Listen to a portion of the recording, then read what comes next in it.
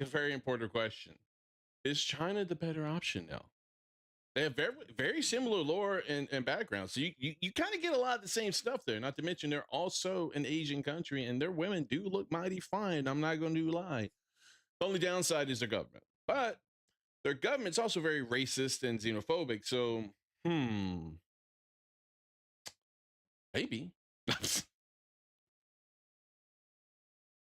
I'm joking on that last part. Just joking. Yeah, if you like comedy. I could also go down and not die. Oh, to the... But I haven't rung the bell yet, right? Oh, whoa.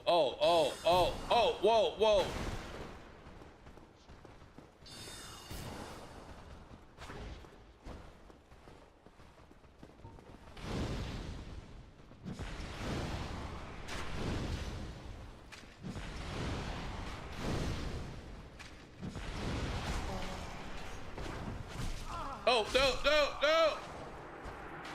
I'm getting gang raped by a bunch of metal knights.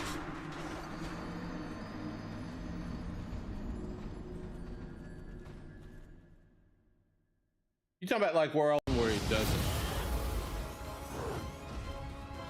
When he does like the mines?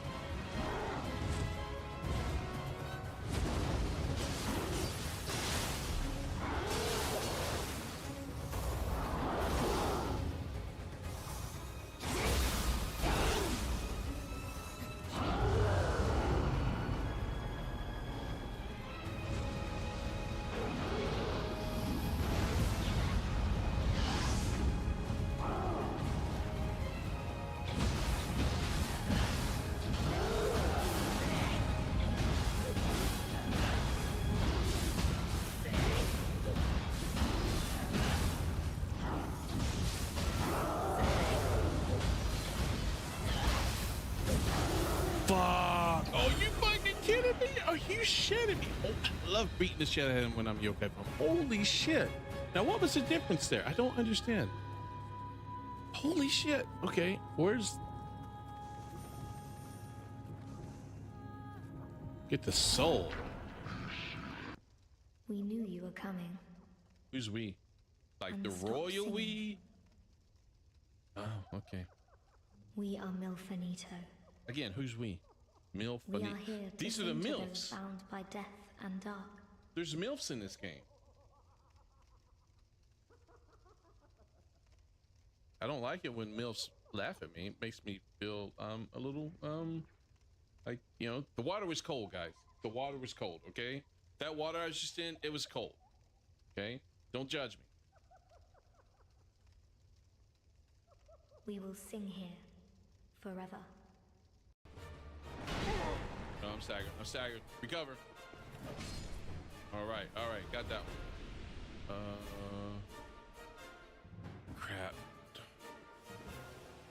Crap. That one's gonna drop down if I drop down, won't it? Oh!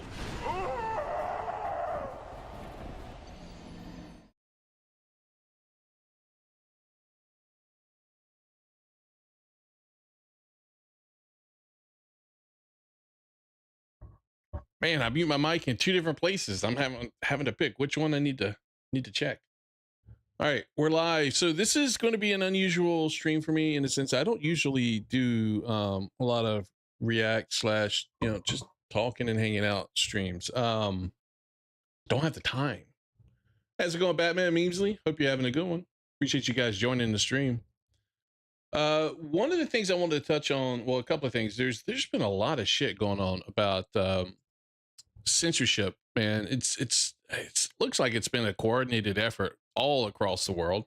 So that's kind of depressing, but that shit's changing so much. I haven't really touched a whole lot on it, honestly, because I make a video and by the time I get it edited and put it out, it's like there's something else that's just flipped and changed. Every group, every nation seems like they want to limit your ability to get access to what seems to be either porn or outright fictional content that's not even real porn. I mean, well, it is porn, but it's not real people. But what's weird is they're using porn as the main driving force, but the motions that they're taking, the steps that they're taking, it just seems to be completely counterproductive to their messaging. If you're paying attention to it, there's so much more there that I think the EU was trying to push scanning and reading your private messages, or they were trying to get rid of private messages altogether. I saw something about it, didn't look into it too closely. It's nuts, man. It really is. And the problem is it's such a huge thing for people. You have to be careful what you read and what's put out there, because you don't know if it's real or not. And so you could easily get caught up in something that, oh well, they removed this video game off of this website, and next thing you know, it's not true. Yeah, no interesting content allowed. Memes. Yeah, pretty much. And that concerns me because look, I'm a gooner, you know. I don't usually, I don't usually play like these types of visual novels that they remove from Steam. I don't. I love attractive women. I just played Star Say Black Myth Wukong. It's Wu Chang Fallen Feathers. I've played Stellar Blade. I love games with attractive women in them, but I do not go out of my way to play these porn type games. As much as I love porn, and as much as I love sex, as much as I love attractive women, if I want something like that, I'm married. I go to my wife for it. I'm not saying that it doesn't serve a purpose. I'm just saying, me myself, I don't utilize that stuff, but I fully support that stuff being available. And in a proper world, it wouldn't be easily accessible for kids. So I understand that argument. I just don't trust the people trying to make that argument. I mean, look, our government, if they're trying to do that, do you guys, if you're from the US, look up what our government did in the Bikini Islands. Look at what our government did with radioactive, I think it's plutonium testing that they did back after World War II, when they were trying to see the effects of radiation on the human body. I think it's for plutonium. I mean, they secretly exposed people to that shit. And I'm like, are you kidding me? I mean, why would we trust our government? Why would we trust anybody? So, I mean, it's a fine line. You want regulation. You want your government to have the best interest of its people. You want them to take steps, pass regulation with that in mind, but you can't trust them. Yeah, I mean, it's a very complicated issue. So I don't want to talk about it a lot, because I don't know. It's always changing. Anyway, so with that said, what Scott V, who I'm part of his Discord, he came in and actually gave me a react suggestion for this Angry Joe show video that was put out for Wu Chang Fallen Feathers. And I don't know if you guys are familiar with Angry Joe. I am. This dude drives me up the wall, man. He goes all in on certain things, and then he turns around and he will immediately take it the exact opposite stance. I mean, he did that with DC, with the Man of Steel Superman, and now he's all aboard the new Superman. But it's not that he's all on board the new Superman. It's what he said and how he's gone about it, and it drives me up the wall. I think the dude is a shield. I don't think he's got any principled bone in his body. But I want to see what he's got to say. So hopefully my Bluetooth AirPods last long enough for me to listen to it.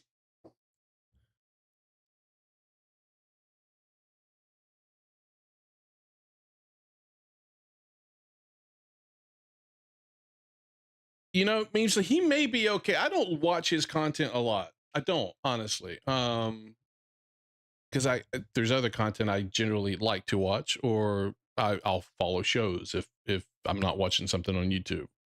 But the content I have seen of his, like, dude, you are exactly what's wrong with the entertainment business when it comes to content creators or influencers on the internet.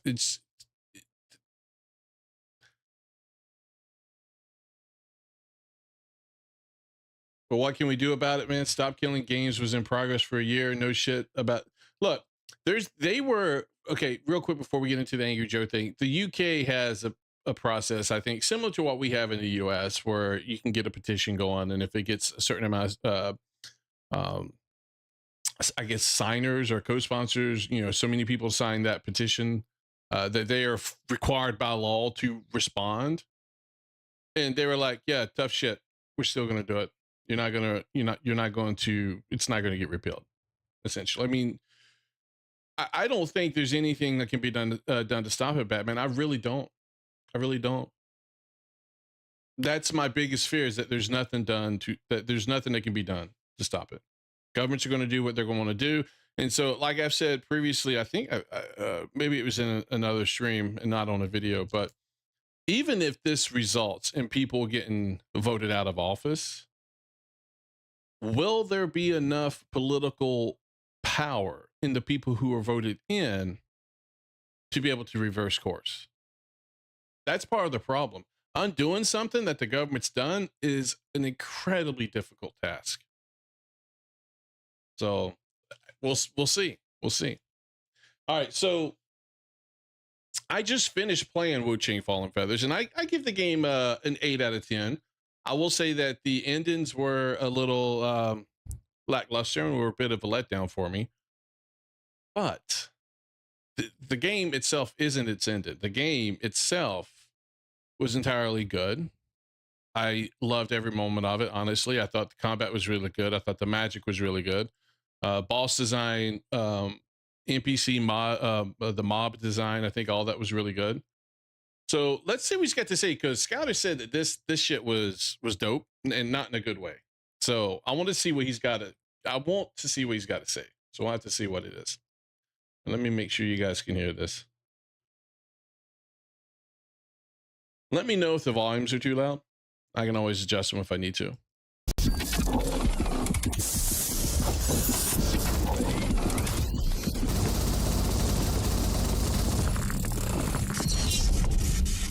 I love his production. I wish I had this level of production. I mean, this is really cool. I'm not gonna lie. Hey everyone, welcome to another rapid fire review, this time for Lee Z's Wu-Chang Fallen Feathers.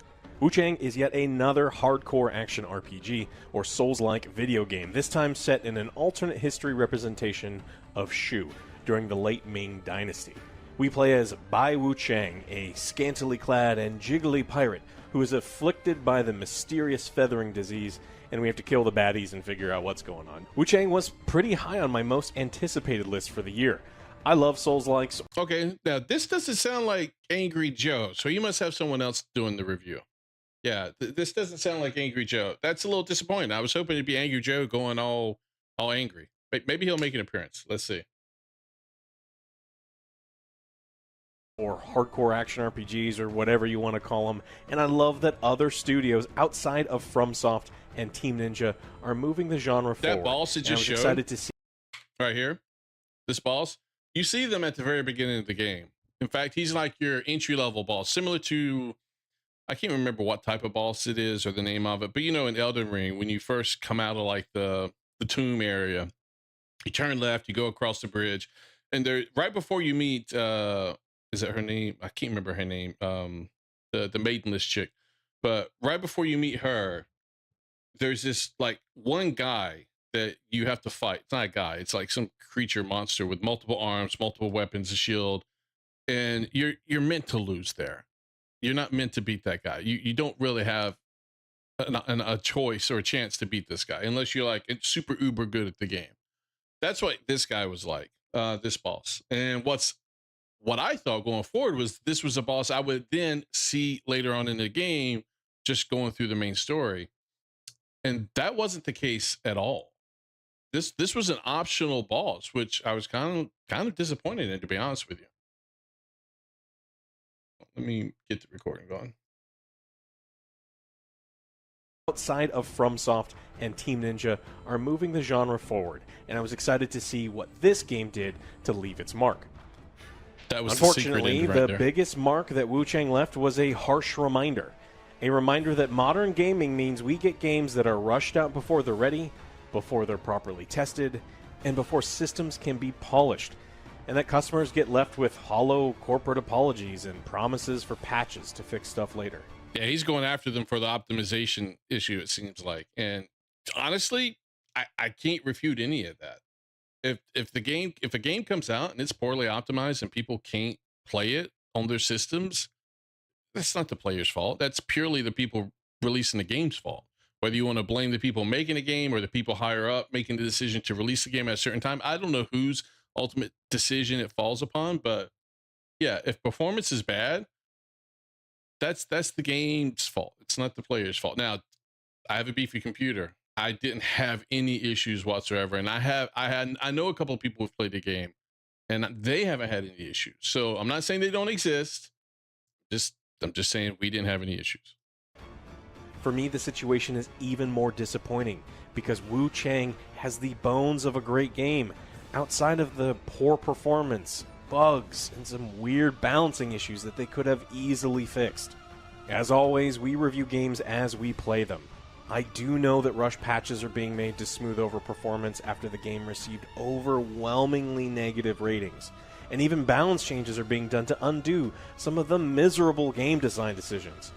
But I beat the game before all that was done, so that's how I have to review it. Like I mentioned before, I just don't feel He's going to hammer the was shit out ready of this game to then. be released. Performance was poor. Now, it was playable, sure, but in a game that highlights fluid, dynamic combat, parries, fast weapon swaps, and perfect... Wait, did I miss these guys? I think I got his hat, but I don't remember this cutscene. Performance was poor.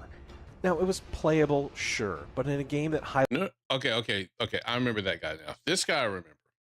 highlights fluid, dynamic combat, parries, Just wanna make fast sure I didn't weapon miss a swaps, boss. and perfect dodges. Having the game stutter constantly or drop frames felt awful. And changing graphical settings really didn't help much. And it See, I didn't have any of those issues. Not at all. I didn't have any of them. ran very poorly on both my home and my work PC. Kind of like having a rock in your shoe you just can't get rid of, the game running like shit also acted as an amplifier for the other issues I felt the game had.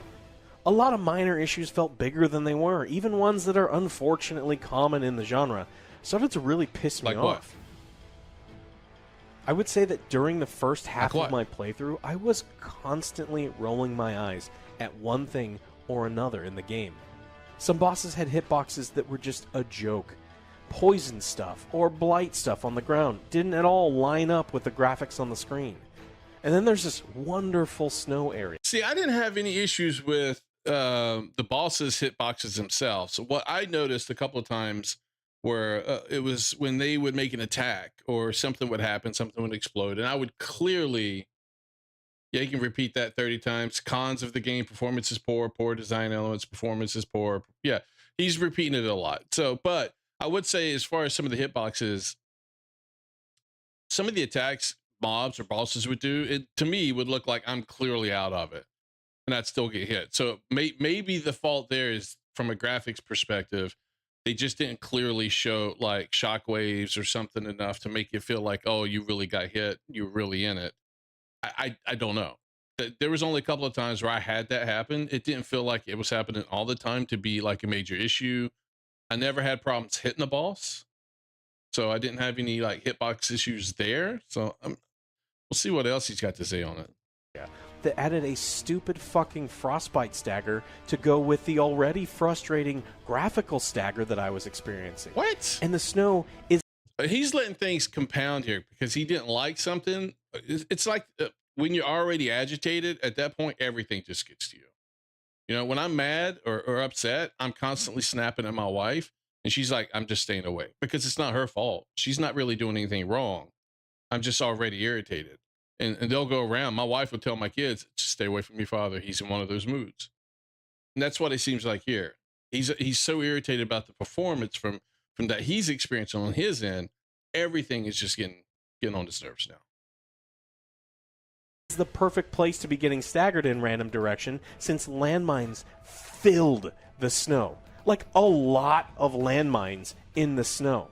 And you pair that with non-stop suicide bomber enemies diving right at you and exploding you, it made for a... One of the things they did do, though, in one of the patches is they uncovered the mines. I think that may be a mine right there. But they made it a lot easier to see the mines, which honestly kind of negates the whole purpose of having landmines because you're not supposed to see them. But I do understand. In the snowy area, yes. If you couldn't see them, I completely understand how annoying as fuck that would get, because I could see them and I still ran into the fuckers and they got me several times. Real fun experience. I felt like the first half of the game used mostly there's gimmicks the mine. rather than good combat design to raise the kill count. There are ambushes around most corners. Are you climbing up a huge Every tower to game go does light a that. beacon? Once you get to the top of the ladder, some idiot kicks you off, killing you instantly. Did I know that performance is no, I don't think you said that yet, Nameless. But they have things like that in every game I've ever played. Something to sneak around the court. Stellar Blade had it. Elden Ring has it. Some games may be, they may lean into it a little bit more than others, but every game has this. Now you need to do a really long run back. Are you rounding a corner near a ledge? I honestly didn't feel like the run backs were that long. I really didn't. Could they have used a save point here and there a little bit more? You could maybe make an argument for it, but honestly, by the time I was begging for one, I was near one. And if I didn't find one, it was probably because I overlooked it or just didn't find it, and it was there. I took the wrong path or did something. I mean, I just didn't feel like runbacks, especially for bosses, were honestly that bad. I've had worse runbacks in Dark Souls. Instantly knocked off again. You should have known to kill the dude through the stone wall before rounding it. You fool. There's even a dude that sits in a small canvas tent with a cannon, an artillery cannon. Okay, I'll give him that one. I didn't see the guy, and he was blowing the shit out of me for a second. It took me a while to find the guy. But you know what? Come on. Is it really that bad? Really? Waiting for you to walk past the opening, like we're in a fucking cartoon. And then you get shot and exploded and probably get blown up. This game pissed in his cereal, man. This game has pissed in his cereal. He's butthurt. He is so upset. Into a landmine or two. Look, ambushes and traps in these games can add a ton of tension and danger when used just enough to keep you on your toes, and every now and then they get you. But the traps and ambushes in Wuchang became the main source of my deaths for a large period of time. Elevators were mine. At least in the last stream. I kept falling through that freaking elevator, man. It annoyed the shit out of me because I was just being bad. My deaths should have been coming from a boss changing forms and using cool different moves I had to learn, or a mistake that I made. Instead, it was just some idiot hiding around a corner who just pushes you to your death. Or who's the idiot? The one that gets killed by the idiot, or the idiot doing the killing? Because perhaps the issue is the idiot holding the controller getting killed by the idiot. I'm just saying. Just saying. Attacking a bad guy who'd happened to be sitting on top of a landmine. Some people may find that kind of stuff interesting, but that's not why I play these games. I'm more interested in the combat. And when you get to experience combat without either graphical or explosion interruption, I think it's great. What if the boss has explosions? Would that be bad for you too? There are 5 different weapon types, each with a unique playstyle.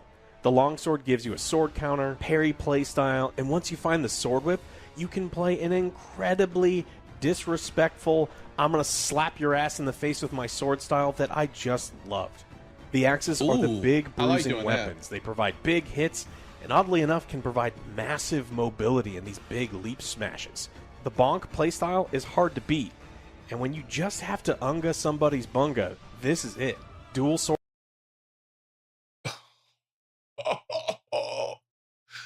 Man, I'm leaving all these statements alone. Oh, my mind is in the gutter with those last 2 statements. Okay, I'm good.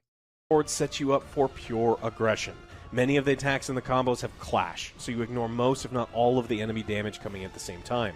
So if you aren't up for the your turn, my turn stuff that we get in Souls-like games, or you just really want to show off and know all of the frame data for your moves and time them against the boss combos, this is probably for you.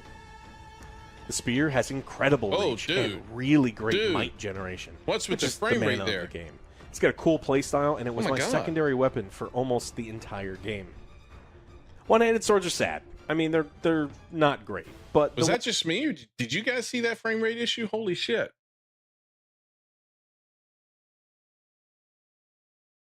One-handed swords and its skill tree is less about the sword's physical damage and more about the specialization in the 2 schools of magic that are available in the game. Dedicated casting builds or spellblade styles will almost certainly have one-handed swords thrown in there for magic generation and damage. The Sure. sword draw mechanic lets you immediately swap to your secondary weapon, Yeah. even a weapon in the same class, and quickly do its moves. If you're playing and you're not getting enough damage or stagger in your attack windows, this is the system you need to be exploring. For variety, there are a few weapons in each class to tinker with, though I felt that the game would have benefited immensely from some more. Most, sadly, will just kind of be slight variations on the theme, but there are some unique standouts that are really great to tinker with. And tinkering with the weapons can be done at will. The skill tree system allows you their to skill tree respect system any was save really shrine. good. And since the weapons are leveled up in the skill tree rather than with consumable upgrade materials, you don't have to worry about hoarding them just in case a good weapon drops later. And honestly, that's a good change of pace from Dark Souls. Honestly, I really like the fact that I didn't have to go find those little pieces of Titanite or whatever we want to call them for every single weapon I want to use. You know, if I got the required items to upgrade my weapon, well, if I wanted to go play an axe instead of a one-handed sword, I could reuse the same material to upgrade my axe. I would always be at a +9, +10, or whatever it may be. Later in the game. If you find a new toy that sounds like fun, you actually get to use it right away, rather than have to wait till New Game Plus to level it up. The 2 magic damage schools allow for further build customization. Even in an all bonk build, you can utilize the might points to buff your next attack for a really big bonk, or give yourself damage reduction so you can bonk for longer. The skill tree here has everything. I gotta stop, man. I gotta stop. Oh my god. Oh.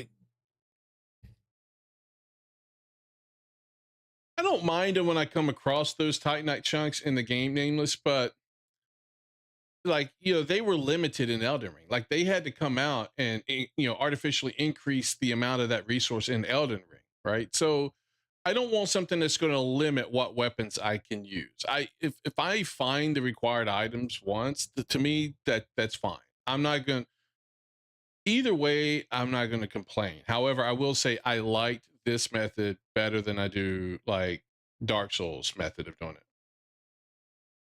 Cuz I don't have to run back to like the giant vendor and buy the ones he's got over and over.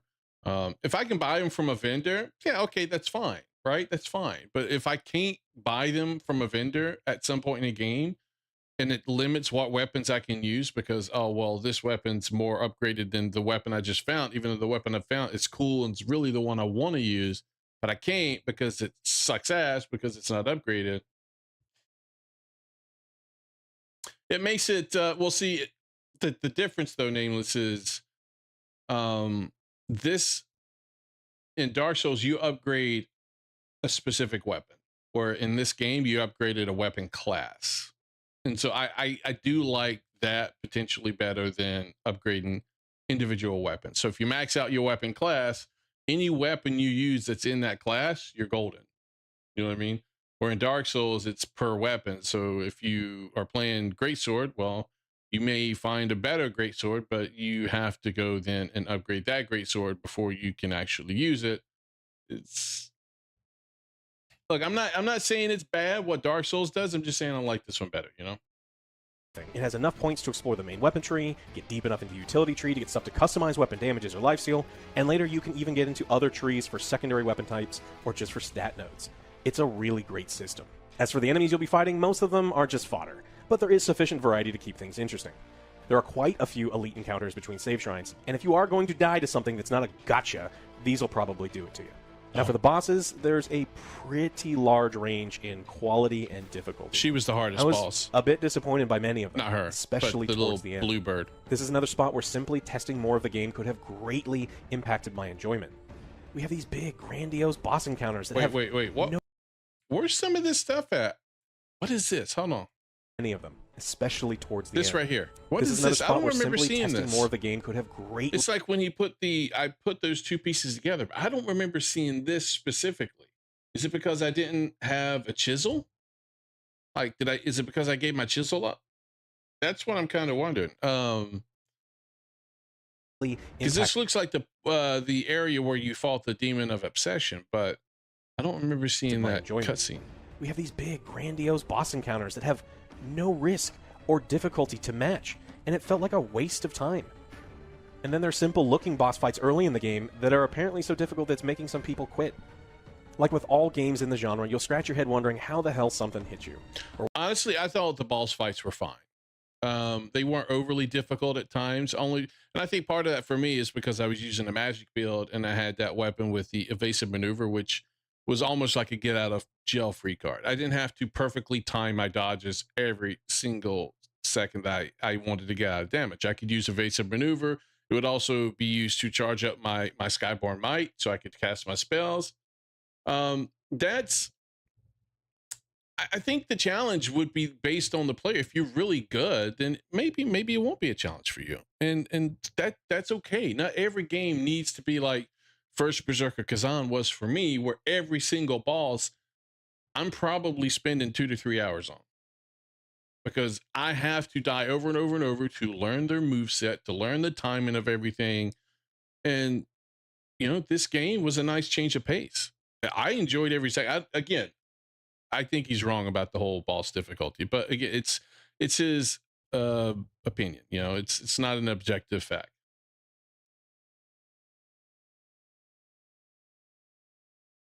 This game is untested is the exact same thing you yell when you get bodied for several hours in anger. This guy actually means it. Yeah, I mean, it's like, oh, he died a few times, so this game's bad. That honestly seems to be, to me, what he's trying to convey here. And I think it's wrong. Why your attacks are missing a 900-pound man you are practically standing inside of. You will get frustrated with the input reading, and bosses instantly dodging your attacks that you use all of your important resources to fire off. So you're mad that a boss dodges your attack. I thought you just got done saying that the bosses weren't that difficult for you, and that you were kind of disappointed in how easy some of the bosses were.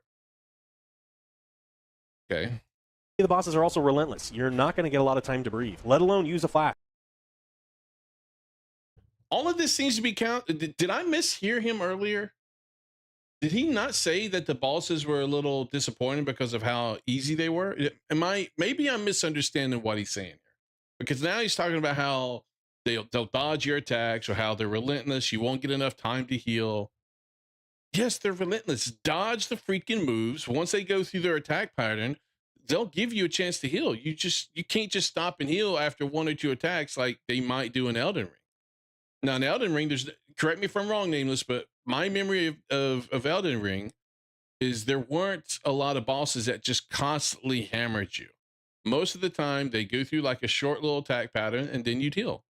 But in this game, there'd be bosses that would go 5, 6, 7, 8 attacks deep, and you just haven't dodge. Now, they may be different if you can parry and clash, but for me, I was just dodging. I've got clips of it, man. I mean, where it's evasive maneuver over and over and over for like 5 or 6 times before I could get a chance to heal.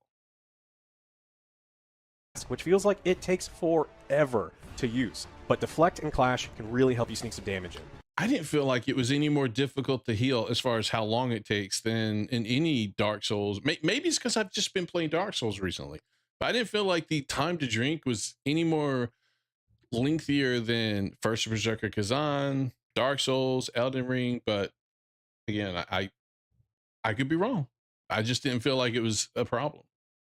But I guess enough people did, because they are speeding it up a little bit in one of the future patches.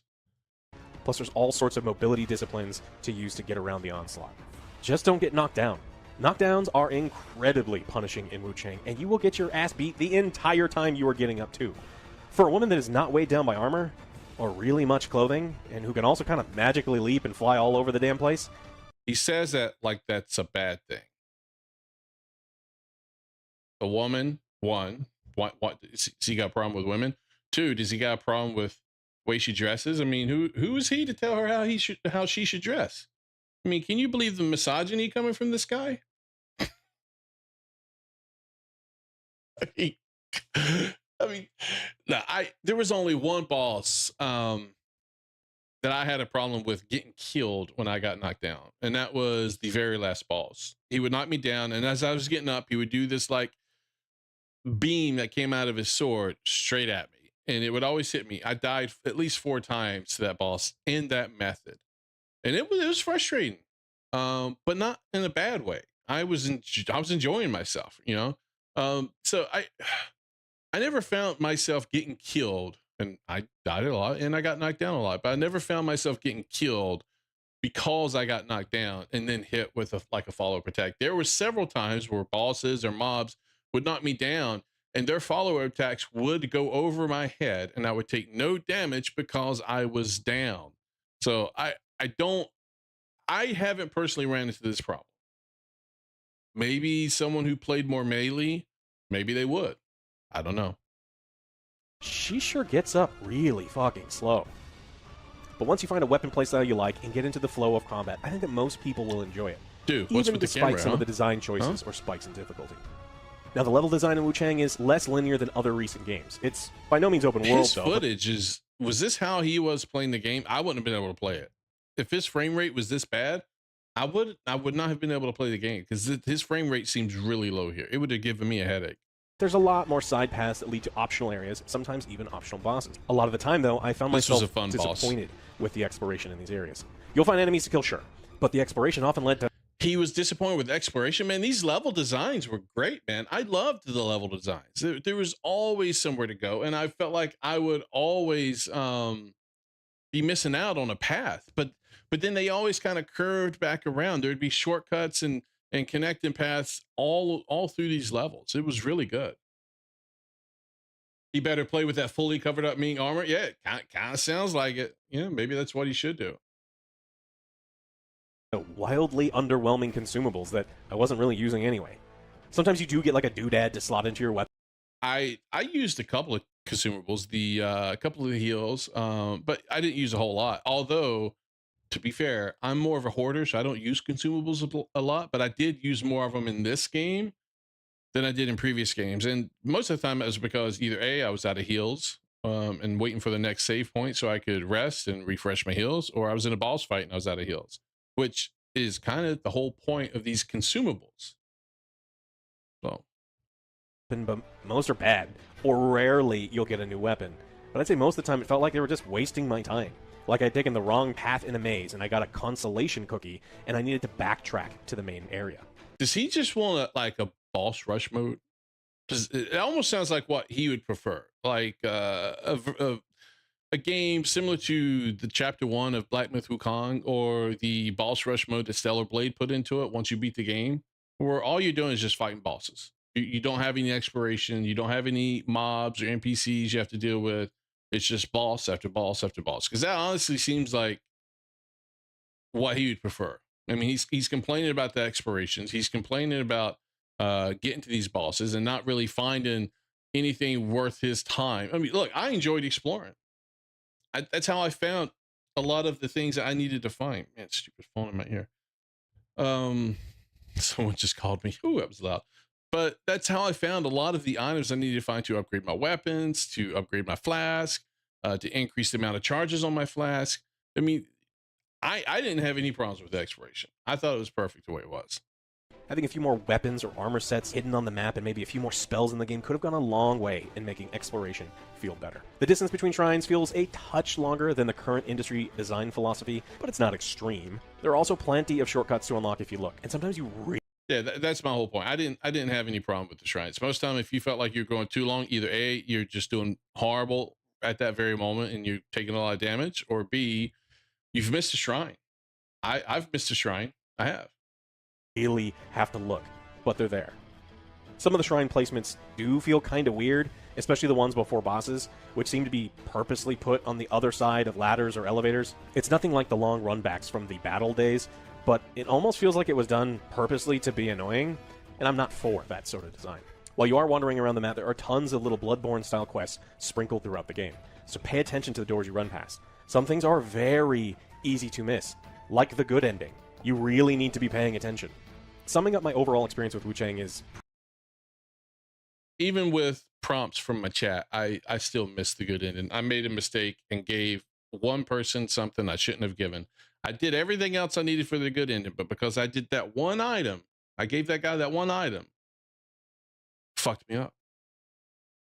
To be honest, I went back and watched all the endings. Yeah, it was the only one I thought was interesting and somewhat I liked was the secret ending. But the good ending, the true ending, and the bad ending, they were all just kind of underwhelming. Honestly, the bad ending, oh my god, I hated it, and it left me with questions I wasn't sure how I would ever get answers to. But pretty tough. Ultimately, I felt like I had kind of a bad time playing a pretty good game. On one hand, the game has style. I really like the combat, and I love the customization options. On the other, the game ran like shit. It was poorly polished, and during a lot of my playthrough, I was annoyed by it. Wu Chang had a lot of potential, but I don't feel like the state the game launched in lived up to it, which for me is even more frustrating than if it were just another bad game. And so you have to question, okay, what type of hardware did he have versus like Scouter when he reviewed this game? Hey, Kenobi, how's it going, man? When he reviewed this game, he didn't have any issues with the performance. I didn't have any issues with the performance. So do both Scouter and I just have beefy computers? I know I do, but I don't know what Scouter's computer's like. So I'd be kind of questioning what type of hardware he's running this on, because I think it was some of the mid to low range PCs towards the towards more towards the minimum requirement level for this game that were having issues, where you had like 8 gigs of RAM for your GPU or something like that. I mean,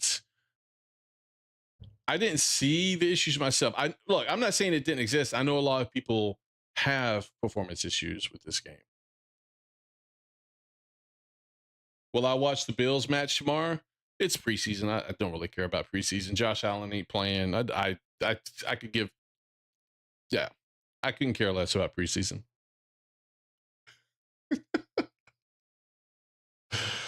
It's going well, though. It's going well. I'm looking forward to the start of the season.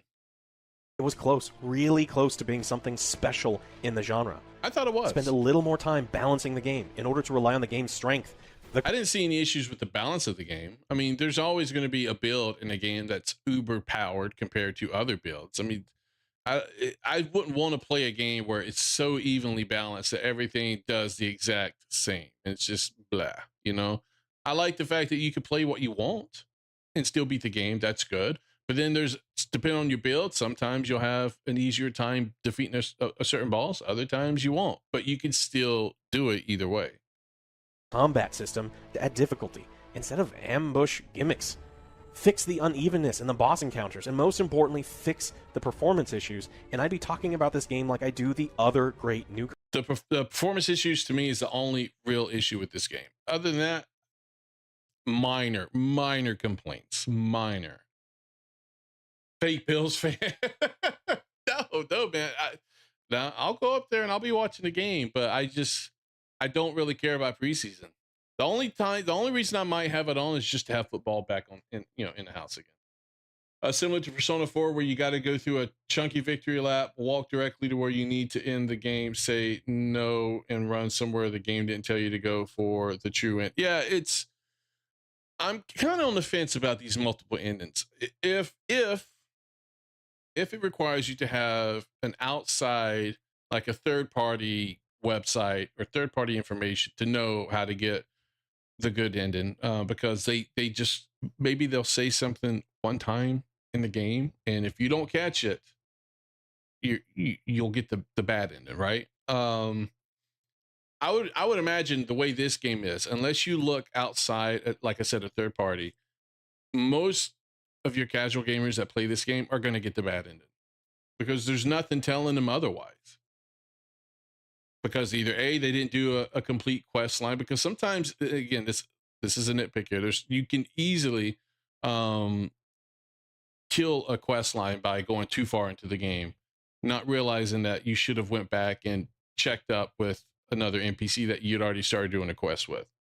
There were a couple of times with Power and Scouter, if they hadn't said, hey, you need to go back and talk to these guys, I probably would have screwed up a couple of quest lines. And the unfortunate side of things is some of those quest lines lead to like really cool boss fights.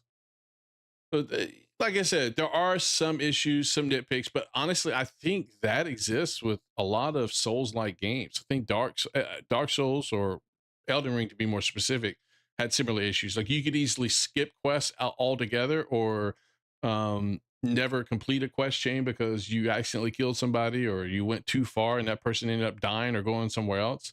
So I mean, I'm torn, and I don't know how to fix that. Honestly, I really don't. I'm not that creative of a person. Comers. But they didn't, and so I won't.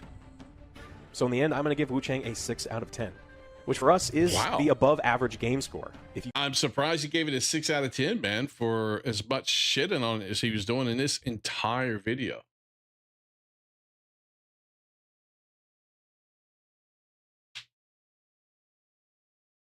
Yeah, so I agree with you, Measley. If there is a secret ending that requires you to take a completely random path, that can be fun. I don't disagree.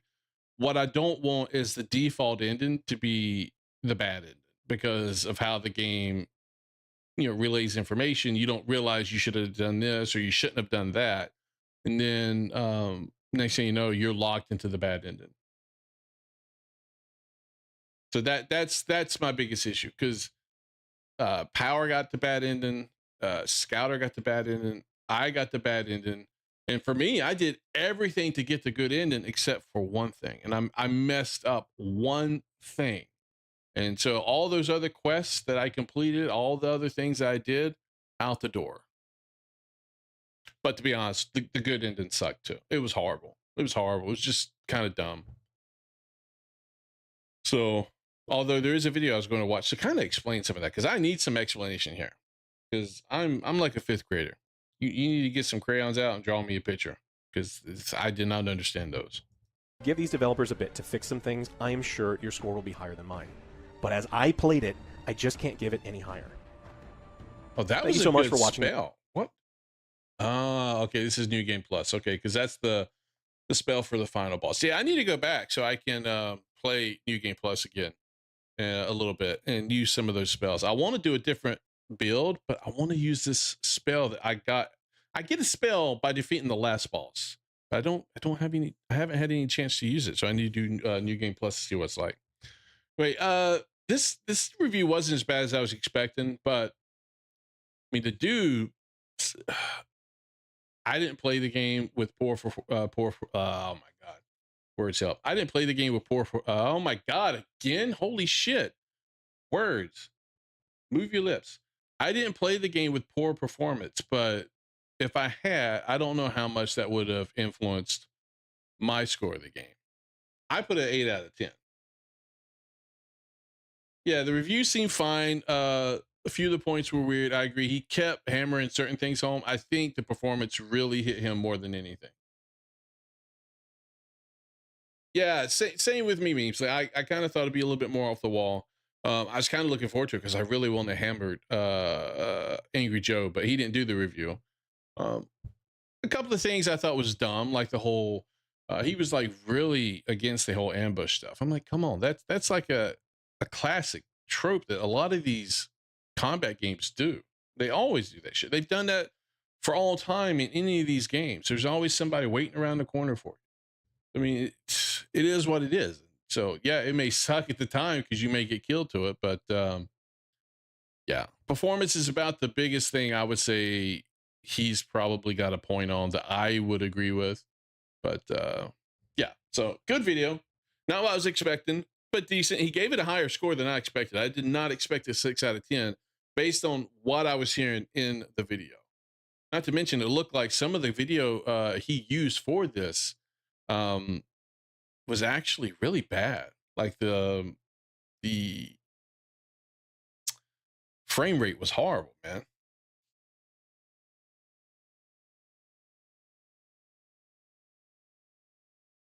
Don't agree that it's personally bad, but every game does it. Isn't really a defense. No, you're right. You're right, Beamsley. That's true. I'm just saying it's not like they had it around every single corner.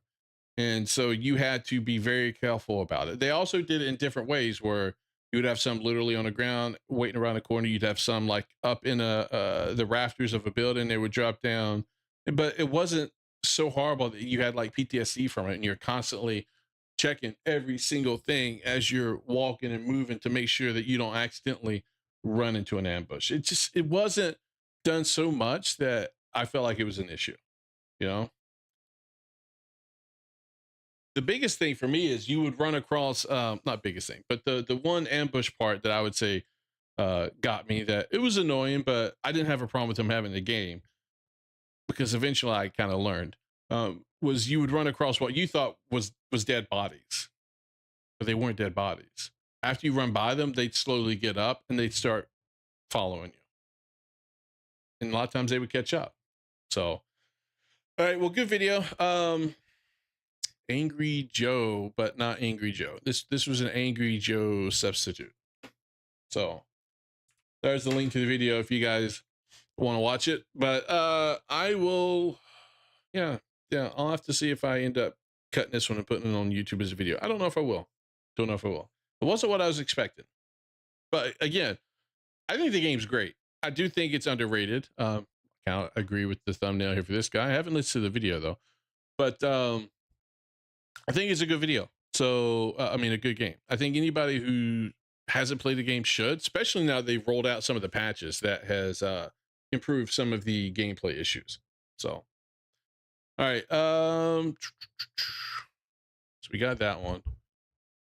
This next one, I kind of want to watch because it does have a little bit of spoilers in here for the ending. So if you haven't played the game, you plan to play it, maybe mute the stream for a little bit, come back in about 20 minutes. But biggest thing is I just want to understand the endings. The endings for me were very underwhelming. So let's see if they can explain it. Maybe it'll make it better. I don't know. Knowledge, pursuing ascension. Life is but a fleeting dream. The unending cycle of cause and effect has you wrapped tight. This land is no longer as it seems.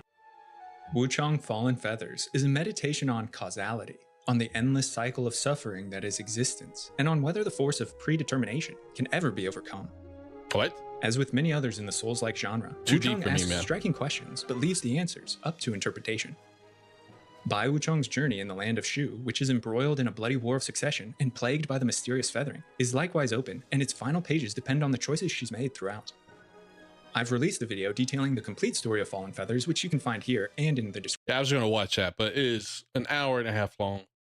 I don't plan to watch that on stream. There's no way I'm going to stream a video that's that long.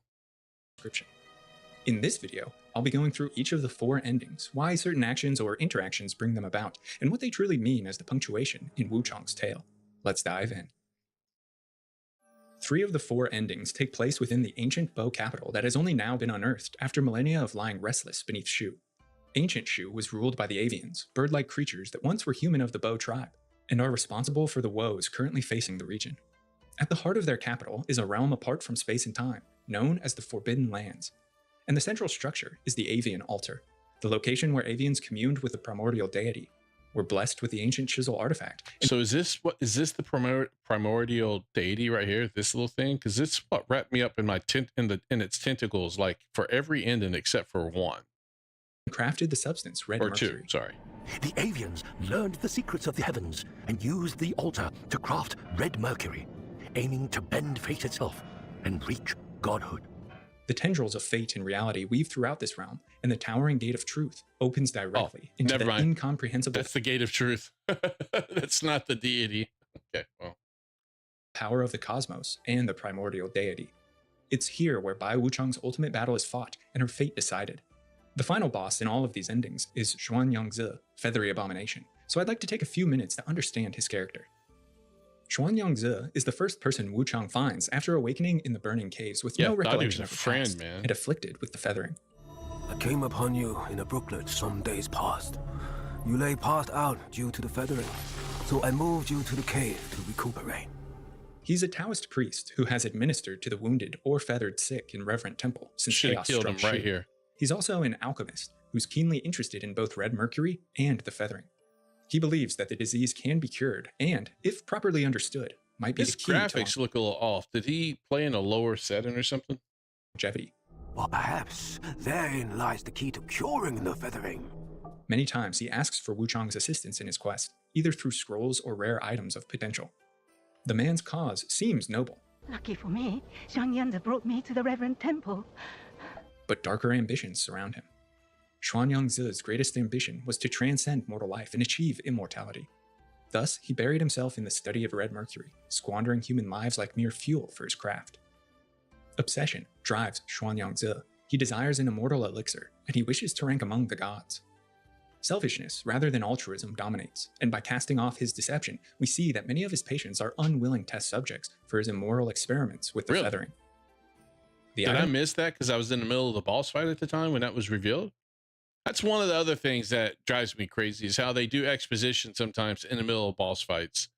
You know, if there's dialogue, okay, that's fine, you know, whatever. But if it's important or like crazy reveals during the boss fight, I'm not paying attention. I'm too busy trying to dodge and attack. I can't stop and read, especially if it's in a different language and I have to read the subtitles. Yeah, that's not going to happen. But you know, I hate when it's revealed in the middle of something where I can't concentrate on it. description of the damaged Taoist token found right before the avian altar describes okay. well this man. In the face Okay, well, I don't read descriptions of items either, so maybe that's part of my problem. And that was one of the things I hated about Elden Ring was that Elden Ring, the lore and the story, you got a lot of it from reading descriptions of items, and yeah, I don't do that. Maybe I should make myself do that a little bit more often, but of overwhelming forces, Xuanyang Zi renounced his Taoist identity. Perhaps from the start, it had only been a disguise. Xuanyang Zi succeeded in his mission. The wisdom he gleaned from Wuchang's assistance and the discovery of ancient Shu paved for the Taoists the path of ascension. He's a feathered monstrosity, but one of immense power with a strong connection to the primordial deity. His weapon, ransacked from the Forbidden Lands, was a tool of the Bieling, another ancient, potent race that fought the Avians thousands of years ago. He's the great threat Wuchang faces in 3 endings, the ally turned enemy, and a parallel to Wuchang's own character. I wondered who it was that helped us because I didn't use the summons. It's like the god. Okay, this guy's like a god. Can't remember what type of god or what his name was other than what it says here, but yeah, he's a god. That reflects how disastrous obsession can be, but more on that in a moment. The first ending requires that Wuchang give Xuanyang Zi the jade feather chisel, ostensibly God, to this is develop the a cure mistake for I the made. feathering, but in truth, merely to fuel his transcendence. I shouldn't have done this. So it is, a way to save the suffering. This was the same chisel used by Madame Huang Yan of Snowfall Palace to create the perfect bride for her son. Its power She was such a hot boss. Both of these were resurrected Fang Ling, but transformed her into good a fights monster. too. Xuanyang Zi offers his service during the fight with the returned Dragon Emperor, Zhu Yujian, in exchange for the chisel.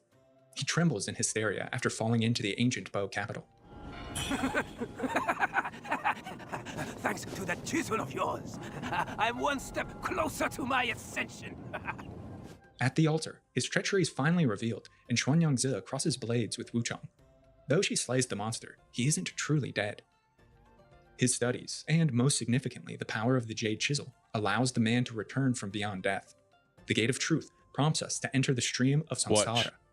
Samsara is a Sanskrit word with a difficult direct translation, but means loosely wandering or cyclic change, and it's associated with the beginningless cycle of life, death, and rebirth, critical to both Hinduism and Buddhism.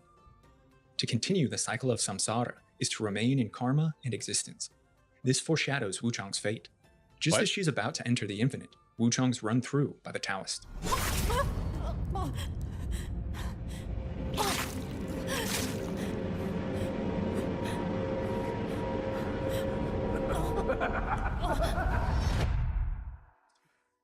She awakens bound in reverent temple as Xuanyang Zi prepares mystical rites. Rise, clothe these white bones once more. What these words and the achievement title, Jar Full of Medicine, suggest is that Wuchang will be distilled into an elixir or alchemical agent to continue to prolong the Taoist's life. What? As she struggles, we hear the voice of another Wuchang coming down the stairs and approaching Xuanyang Zi, a repetition of their He's- opening he's- conversation. He's making me into a potion? What the hell? He's gonna drink my blood. You know me. Indeed. But I went back in I'm the time? boss. yet our paths intertwine once more. This past Wuchang is dead. The cycle of samsara continues. And it will be up to this future Wuchang to uncover the Taoist deception and break free from karmic rebirth. I hated this ending, but the explanation makes it a little bit better. But I still hated it because it's ridiculous how easily I fell into this. The second ending, Dream Sweet Deceit, is interwoven with the narrative of a mysterious character named the White-Robed Elder. First met in Worship's Rise, the Elder appears in locations where feathering outbreaks are at their most severe. He talks often of inner demons, madness, and feathered terrors, and is himself racked with an internal fight over his own sanity. No. Who are you? Why are you saying this? Monster! My mind is my own! The White-Robed Elder is a pseudonym for the famous commander of antiquity, Zhao Yun, the White General, who led his army in battle against the Avians 1,000 years ago. Really? The ghosts that haunt Mount Shenwu's tombs are the lingering spirits of his fallen soldiers. Zhao Yun claimed a prize in the conflict that would ultimately lead to his I did undoing. his quest line, but I don't remember all of that. The general once commanded his army in a brutal clash against the monsters. Though he emerged victorious, claiming this object, the fallen soldiers and the beasts of the forest transformed into haunting nightmares Now that I plagued him remember. ever since. The Cyan Feather Chisel is the missing fifth shard of the ancient avian artifact.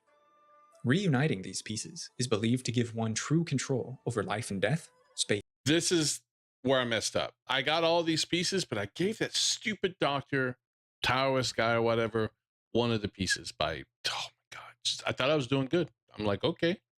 And time. The chisel consumed its bearer and drove Zhao Yun mad. Only his hatred of the avians and his obsession with killing the bow sorcerer preserve him. The monster must be hiding within.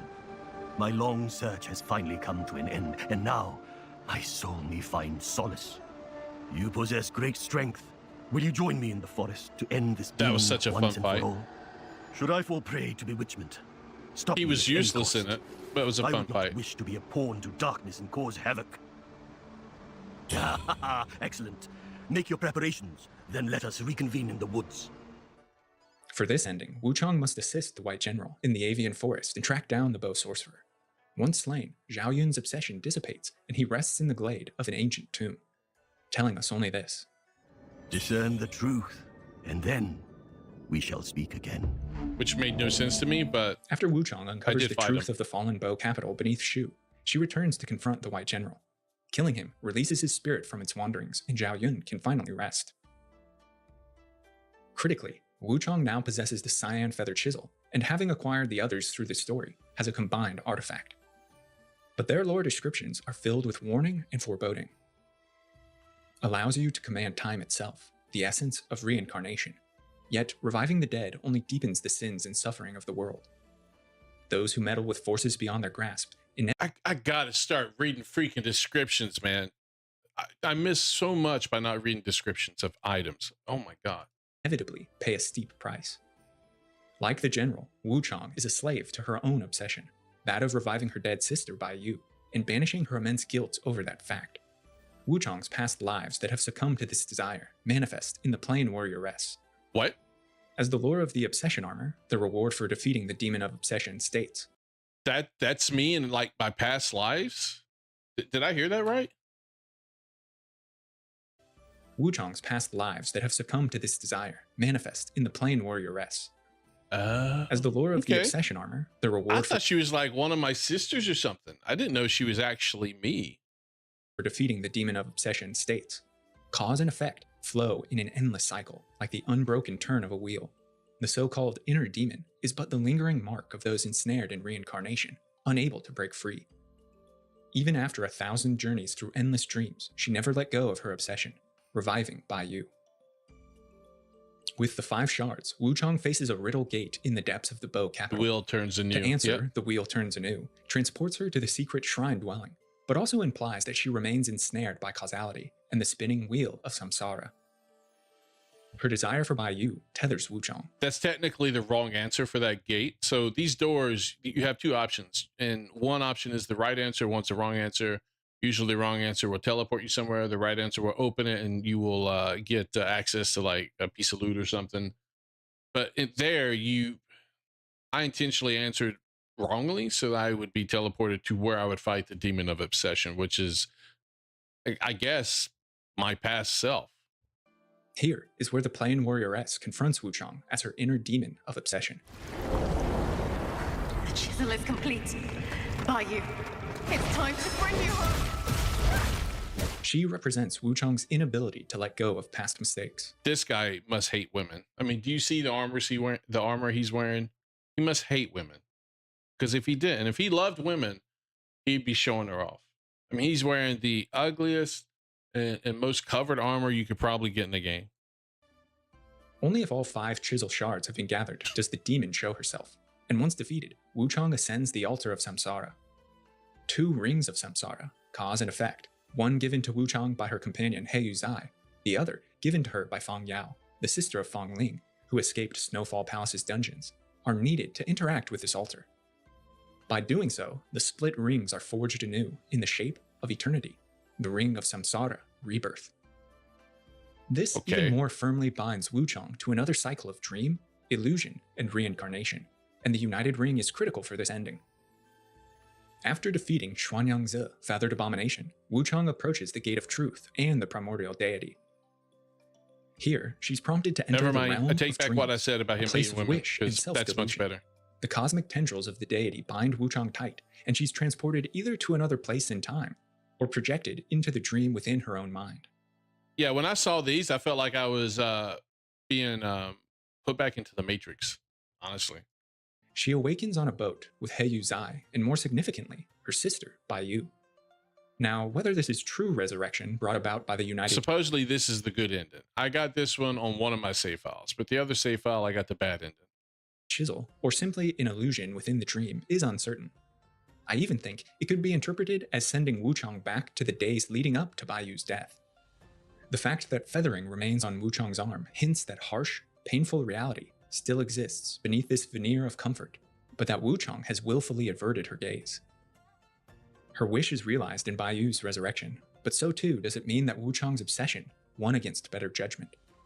Such mortal wish traps her within the cycle of reincarnation. Now, what's interesting is the game says that Bai Yu died because she drank her mom's blood or something like that. And it never explained why that killed her.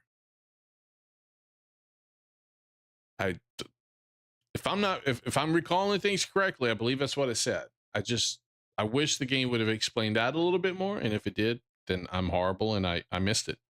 Ring of Samsara ensures that another rebirth is to follow, until Wuchang finally learns the harsh lessons of loss and acceptance. This ending isn't the end, simply another turn of the wheel. Yeah. The third ending, bound by They're Fate's basically thread, telling you, play the game again, bitch. You got the wrong ending. follows much the same course as the previous. Oh my God, Beamsley. She had AIDS. baby. Wuchang must help Heyu Zai with his research and also cultivate a relationship with Fang Yao, following her liberation from Snowfall. After burying the remains of her sister, Fang Yao sees in Wuchang a savior, but also another figure to step into that role of sister, with Fang Ling's So death. this little girl is the younger sister of the bride. So that really tall, hot, tortured looking woman who was like wearing the red outfit and had like a really nice sway to her walk that you had to fight. That was her. This is her sister right here. She makes comments about her, Wuchang, and Heyu Zai all leaving Shu and starting a life together. Wishful thinking in the face of disaster. What separates this path from the previous is Wuchang's decision to relinquish her pursuit, to give up on her plan to resurrect Bai Yu. And this is a monster that I went back and fought, but this is the first monster that you fight at the very beginning of the game, like I said earlier. And I think I said it when we were looking at the other video that Angry Joe did, but you won't fight this person again unless it's an optional boss. You have to go out of your way to find this boss. If you just follow along with the main story, you won't see this guy again, or this girl, or I think this is her sister right here. From Samsara comes with either Wuchang's use of or discarding of the Ring of Samsara. With it no longer in her inventory, or with it not having been there at all, Wuchang approaches the gate to the primordial deity after confronting Xuanyangzi, and is prompted to enter not the realm of dream, but the realm of truth. Again, she awakens on a boat The with He true Yuzhan, ending. Okay. but is joined by Feng Yao rather than Bai Yu. The girl refers to Wu Chang as her sister, so in one sense, a sister has returned, but not perhaps the way first imagined.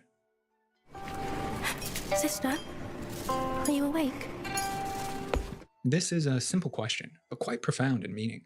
On a deeper level, it asks whether Wu Chang has awoken from her endless cycle of causality, if she's left the dream of resurrection behind and opened her eyes to reality. We see that Wu Chang's also free of the feathering, suggesting the disease and the ravages caused by ancient Bo are finally at an end. Yeah, she doesn't have feather in there anymore. In this ending, Wu Chang's no longer tethered to samsara by obsession, but embarks on a new journey into a new future. But these two endings were so closely the same. It kind of sucked. It really did. They kind of sucked for me. Unless I'm smart enough to capture all these deeper meanings while I'm playing a game, which I'm not. At the end, it's kind of underwhelming, honestly. With a new family. As the camera pans out, we see them approaching what must certainly be Wu Chang's pirate vessel, and even further out, we see that Cloudfrost's edge has been left behind. Wait. Whoa. I was a pirate? Did I play this entire game and not realize I was actually a pirate? Why is there no pirate? I mean, I think there might actually be a pirate gear but it's like, I don't recall ever saying that she was a pirate. If they did it so early on and it was never repeated again. I had completely forgotten about it. Needs no sword, for Wu Chang's fight is now over. This ending, at least to me, seems to be the most family satisfying. sword. Filled with closure, it could be considered the true or canon ending, as it finalizes Wu Chang's tale in Shu. There's no more rebirth. I like the next ending the best. The final ending revolves not around Xuanyangzi and the Bo capital, but around a mysterious individual known as the Bo Magus. Her exact origins are obscure. It seems she could either be the reincarnation of a member of the avian Bo race from ancient Shu, or a recent upstart who has broken from the Bo sorcerer in the avian forest to reclaim her people's lost right. As we'll see, there's support for both of these theories. Masquerading around Shu as the red-clad lady, the Bo I Magus just like was her brought to because worship. she's got a nice outfit. That's all I'm saying.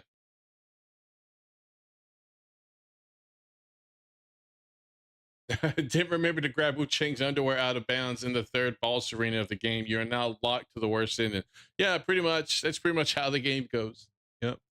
Rise by the feathering and by Shu Sanctum's priest, Lu Bingjiang, who happened upon arcane artifacts and stirred the dark forces of the Bo. Even as red mercury consumed him, Lu Bingjiang clung to his dream of restoring Shu's former glory. His devotion first drew the Magus' whispers, and in the end, it bound him to the featherings. The Magus first appears searching for a lost relic, a staff of the Bo, and after acquiring it, she draws on powerful ley lines around Shu to invoke spells that call on the primordial deity. The Magus believes in ancient Bo's superiority, believes that she is the voice and will of the primordial deity, and her goal is to cleanse the world of mortal suffering by ending mortal life. The mysterious energy pulsating in Worship's Rise provided her the chance to lead her tribe back to the surface, guided by her unwavering faith. Really? If Wu Chang listens to her gospel and agrees with her words, the Bo Magus gifts the divine blessing spell, the description of which reveals the woman's darker intentions. While the woman who taught this ritual claimed to be the Magus, she had secretly altered the sacred teachings for her own ends. She rebels against the Bo sorcerer, and together with her followers wishes to restore the power of the ancient avians. The Bo people are led by the Magus, whose dark influence led them down a path of destruction. Their return to the surface, followed by a brutal massacre, was all to serve the Magus' twisted ambitions. Okay, so she's a bad guy. The critical decision for this ending comes with Wu Chang's refusal to aid the storyteller in destroying the Bo Magus. She's hiding in the underground palace beneath the Shu Sanctum. Confront her for me, and should she still cling to her misguided path, kill her, and save the Bo people from their doom. With this, he doesn't give her the polygonal container spell, a spell that in its lore description reveals is critical in resisting the allure of the Bo Magus and dispelling her insidious manipulation. I don't think I have this. Did I skip this discussion? Maybe I did. In the bowels of the Shu Sanctum, beneath a massive lily plant, the Bo Magus performs infernal rites. Wu Chang confronts the sorcerer, who demonstrates supreme mastery over magic, and makes one wonder if she doesn't actually have the blessing of her primordial god. But Wu Chang finally defeats her. With the Magus' death, the bow's staff lacks a host. It draws Wu Chang to it. Whispers fill her thoughts, and movements catch her eye. As she grasps the staff, it wraps itself around her. The polygonal container would have trapped this magic, but now Wu Chang is helpless to fight against the bow Magus' possession of her body. Hands of the ancient bow, perhaps all of the past incarnations of the Magus herself, consumed Wu Chang, and the Magus is reborn in a sense. In this ending, Wu Chang becomes a vessel for the Avians, the inheritor of the ancient bow, with the power to fulfill the Magus' desire to cleanse the world of mortal suffering on a tide of blood. Thanks so much for watching this video on the endings of... Because I thought it was cool. It was different than all the others, and all the hands was kind of freaking cool, you know? But yeah, so, I mean, a lot of the endings are like kind of a letdown. Because it's just, there's things that it's implying that if you don't pick it up during the gameplay, you'll be like, what? What? But I mean, Wukong with its multiple endings did better. I also think they did a better job explaining the story a little bit as they go. Plus, it's a more well-known story. Elden Ring, even Elden Ring, they didn't do a good job with the story, explaining it that well. Because they had similar issues where you had to read like descriptions on items and stuff. But the endings were better, at least. I mean, they were completely different, but they were better. So I did like them a little bit more. Plus, I got to marry Ronnie. I mean, and become her betrothed, and you know that. Who wouldn't want that? I mean, she's got 4 hands. That'd be so cool, you know. So, you know, those are the endings explained. I needed that because when I first ended the game, I was like, "What? What?" It made no sense to me. No, so look, I'll show you.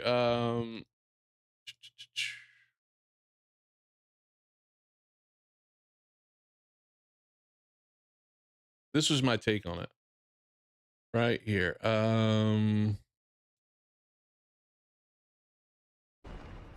on. Let's find it. Was this the first ending? Yeah, this was the first ending. Let me get to it. Hold on.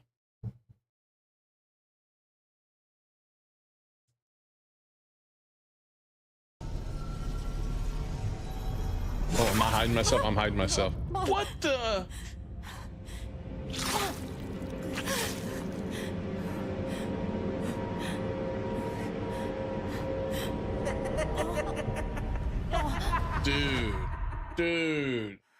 Dude. This is the bad ending, isn't it?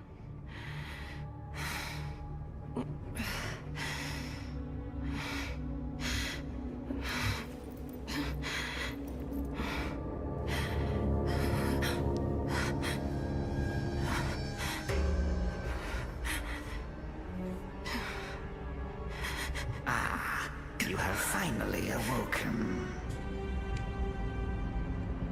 Rise, clothe these bones once more.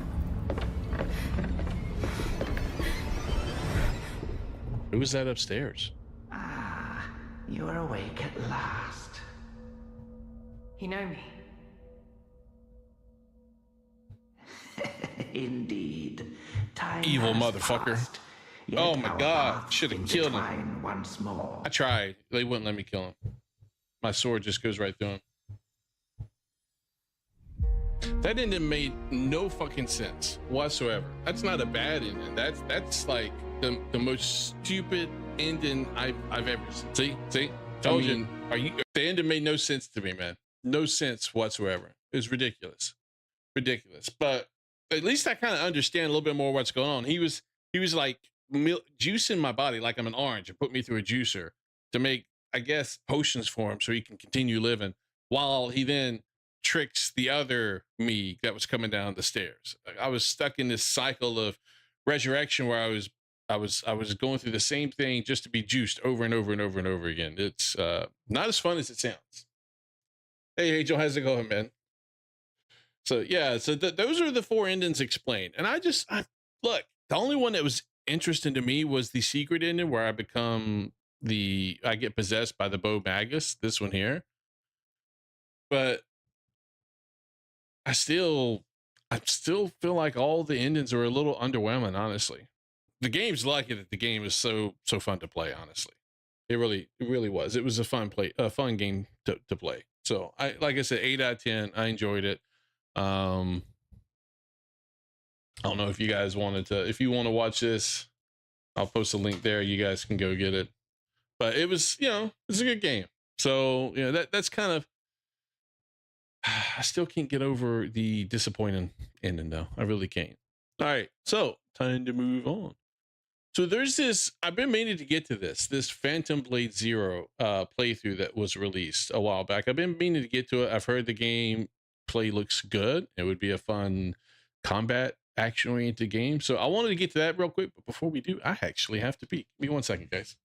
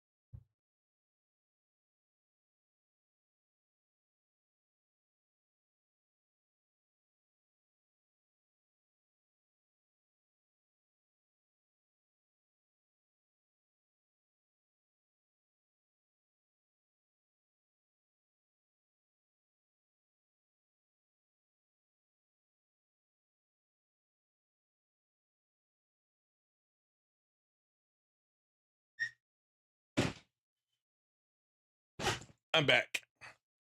Way to strike when iron is hot. When the iron is hard and ice cold.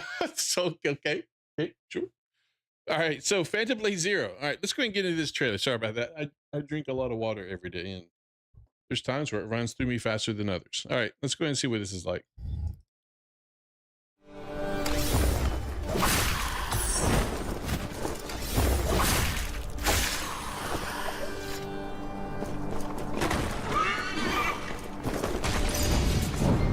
And they already given it an S rating. They need to wait for me to play it. I'll give it a rating, and if it's a good game, I'll give it an S rating. You no need to tell me right off the bat that you think it's an S rated game. Come on.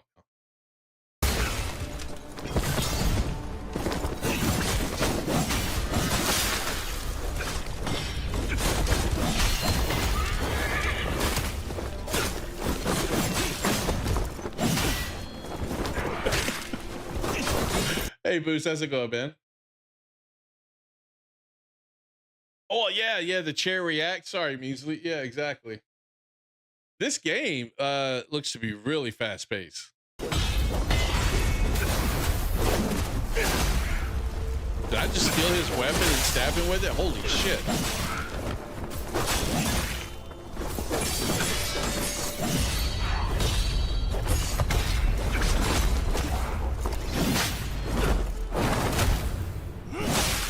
What the? Oh, okay.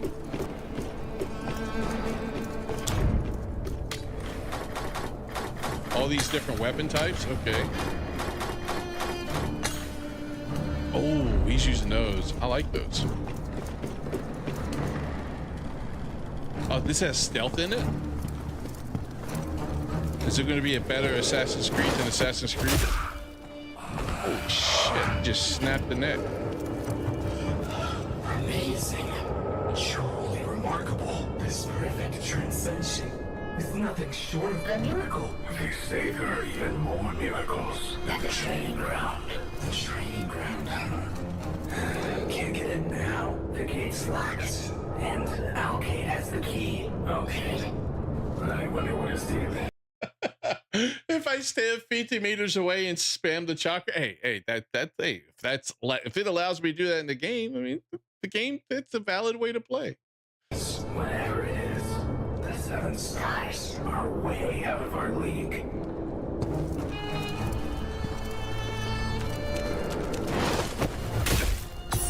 Ooh, double assassination. Nice. Oh, there's another guy there. Are you running? No. Oh, you got. Ooh.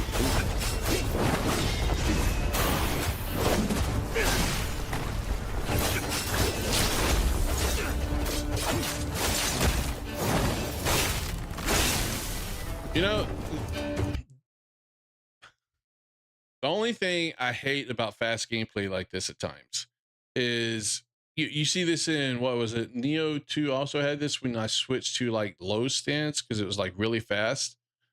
I'm like moving and hitting you so many times, yet I am doing nothing to the health bar. And it's just, I'm like, yeah, it looks cool, but I'm really doing nothing.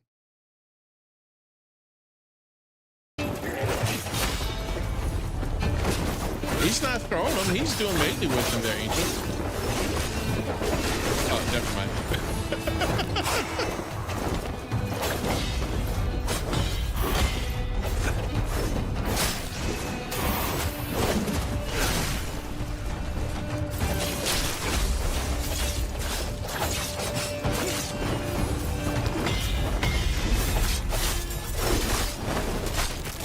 Oh, that was cool. When's this come out, by the way? Does it come out this year? Oh, wall walk. Oh, they gotta be careful with the wall walking and the jumping down from above and killing them like that. Ubisoft is going to sue them. They're going to take a page out of Nintendo's playbook and they will sue them and shut this game down. I'm sure they got a patent or copyright somewhere on that, you know, game technique. Is that a bell? Destroy the bell up. Are we ringing it or destroying it? Oh, we're ringing it. Okay.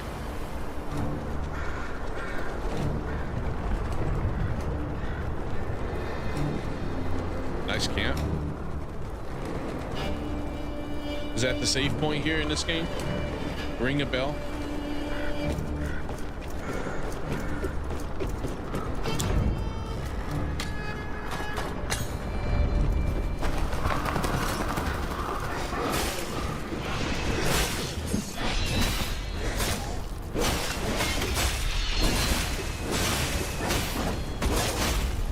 I wonder if the yellow bar is the staggered meter for them, like posture meter.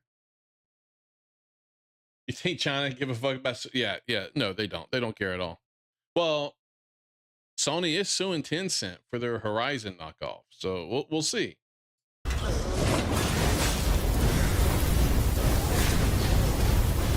That's really fucking cool, though, right there.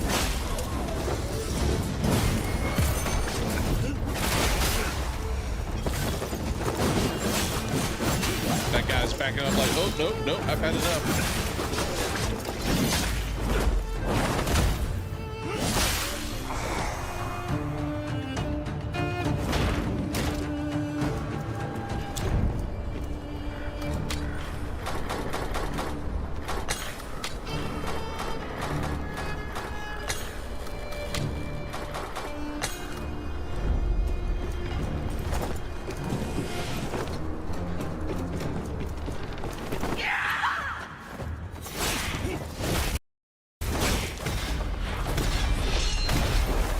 Ninjas.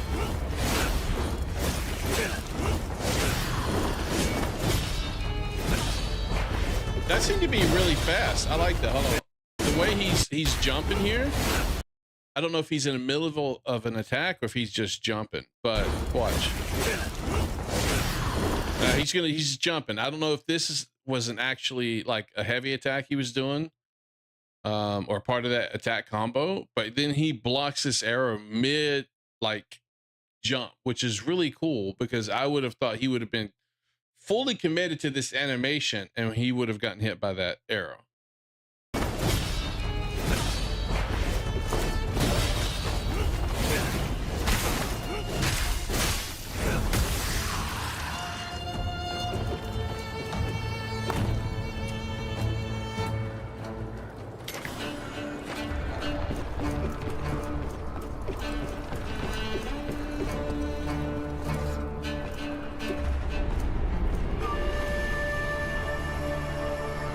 Yeah, not every game allows that animation cancel a lot of times, Angel. Like if you're in the middle of a jump, you're not gonna be able to block.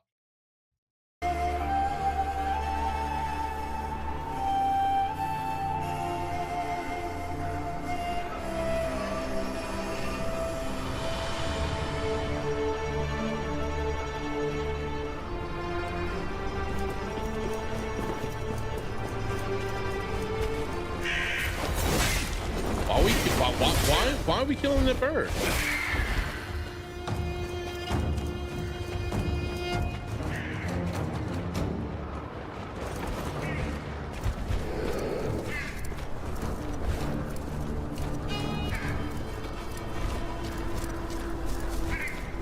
I mean, the graphics look really good.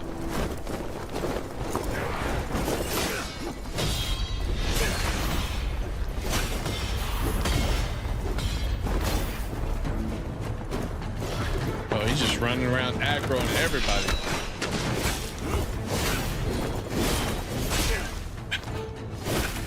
He looks like a giant wizard that just is using a crossbow instead of like a staff with his little pointy armor hat.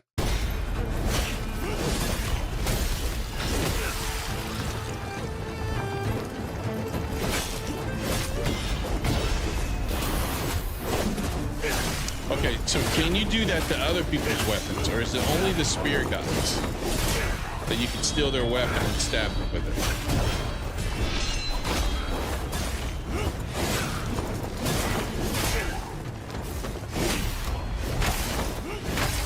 Okay, it looks like that may be the case.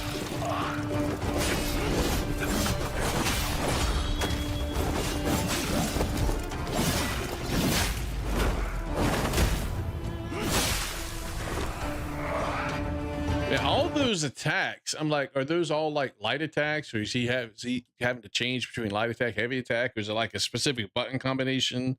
It's nuts, man. All those things back to back, and then you had like the back spinning kicks and stuff thrown in there with it.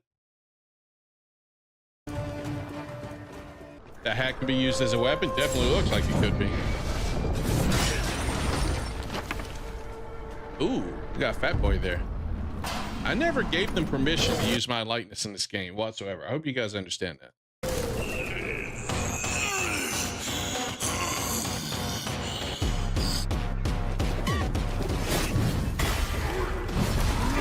That music is not what I expected.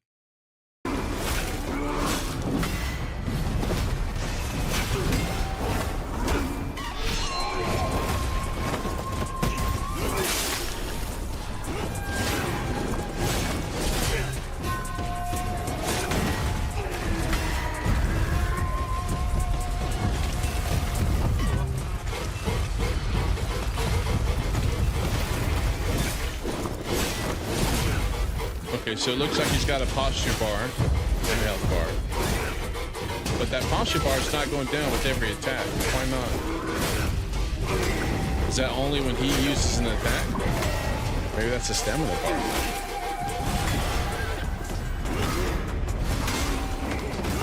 Now he's stunned. Okay, knocked him down. Now it's refilling. Okay. Whoa, what the hell was that?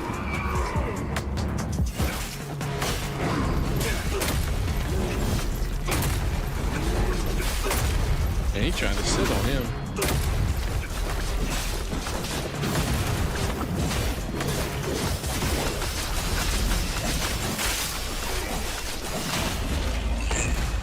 Combat looks cool, man. The training ground. Deep at the camp. They took soldiers there and Master Wang Xing, you lied to me. Yeah, that's what it seemed like, Angel, that it only seemed to go down either when he's using an attack or when it gets blocked.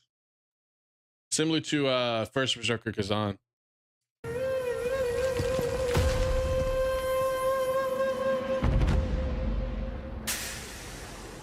Or parried, not blocked, but parried. Ah, it's got a bash pull. Okay. Very on the nose name there.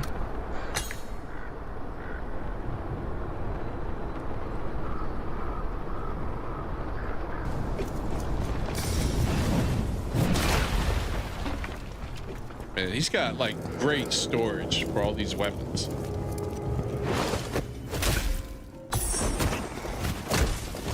Oh, that's pretty far away too.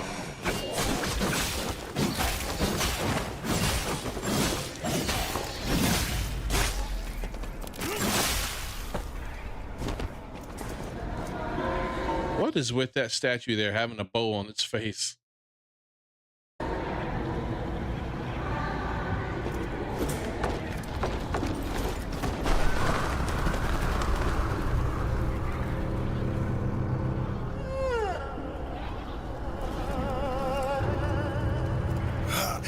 A normal guy. That's a surprise. Nameless survivor. What's up with this face? You know how to get into the training ground. So, you're here to die too. Suit yourself then. Take the path on that side, beyond the pigeon loft, and the skywalk along the cliff. I want to get early access to this burning game. beacon I've towers. seen people play it. 7 swordsmen. The leader. I don't know his name. They call him Alkaid. They have the key you need. Much appreciated. Beware of the 7 stars in their sword formation. Together, they have slain countless evildoers. Uh-oh, there's a bad guy. But now, Faceless they're ones. dark and hollow. Just like their faces.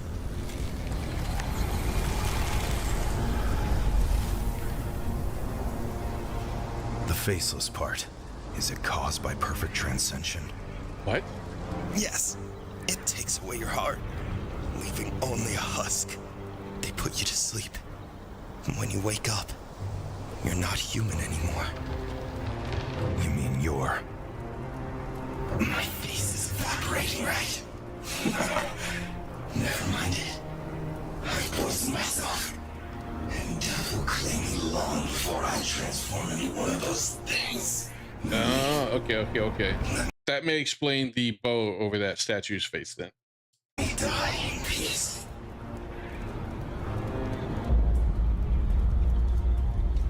Yeah, I just saw your comment there, Angel. Sorry about that. You gotta read that note, man. You're gonna miss lore.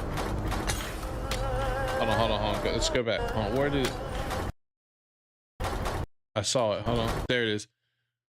White Serpent and Crimson Viper, square, triangle, or triangle, square. Throw the shorter sword out as a projectile weapon at the end of the combo. Okay, so there are certain button presses for these. Okay.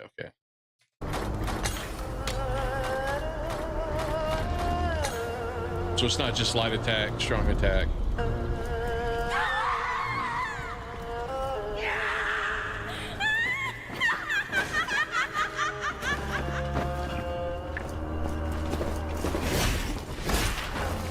Oh.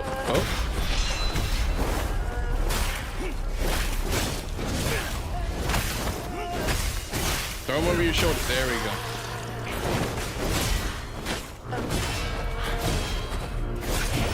The movement, though, is very fluid. Like, even the way their movement is really cool.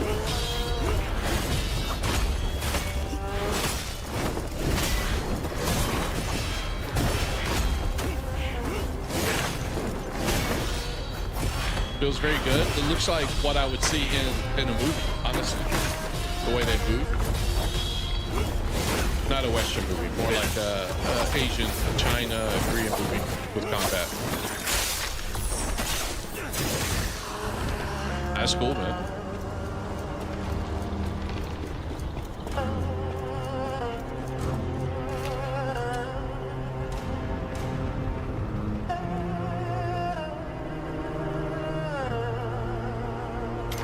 Ooh.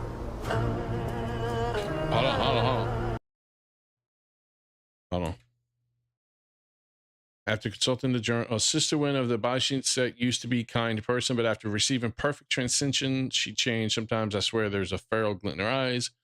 After consulting the journals of the legendary healer Z, I can't pronounce these names, man, and his apprentices, I think I found a solution. It involves cutting off both my arms, but in return, I'll become a conduit capable of extracting the excessive Sha Chi generated by perfect transcension. What the hell, man? And thereby restored allied justice disciples to their sane selves. Okay, keep going. Yes, it worked, and Sha Chi tastes different depending on its source. Male subjects produce Sha Chi that is hot and bitter, while female counterparts, theirs is rather pleasant, sweet, and even. Sweet even. I don't know. Some women can be very bitter, man. Yeah, exactly. Those are the types of stuff though that I'm talking about, Angel. But were those produced by the West? I thought that was more of an Eastern Asian type movie with Crouching Tiger, Hidden Dragon. It had that one Asian chick in it. She's been in a lot of stuff though. I know she's more of a Western actor now with like, I think she was in what, Eternals? I think it was. Today, I enjoyed the process a bit too much when I realized that the girl I was supposed to treat was already sucked dry. Drained of Shang-Chi, mummified. But man, oh, this person's becoming like an evil vampire, man. Holy shit. He just sucked the shit out of this girl and drained her dry.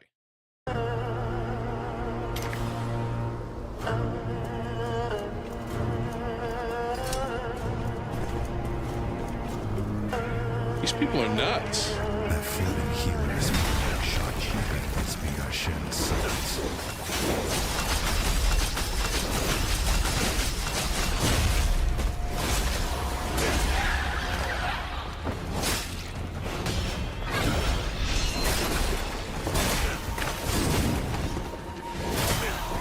All of that, and he's still. Enough is enough. I've got to get rid of this hero. Dude, you need to level up. You're taking too long to kill these people.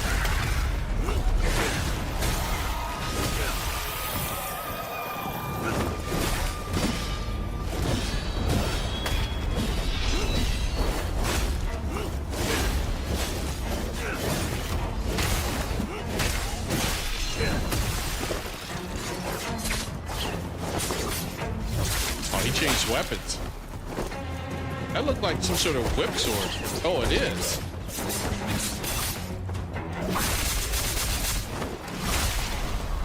What the hell?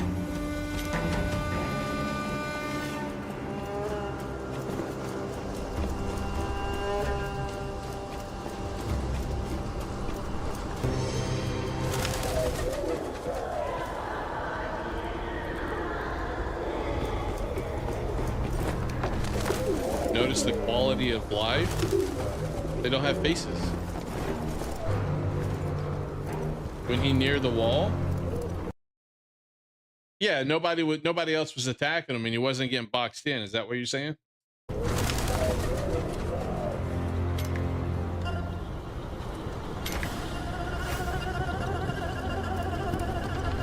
Looks like we use Shang-Chi as well. Is that a statue or a person? That's a person. On the rooftop, great. I know what's going to be the majority of my death here.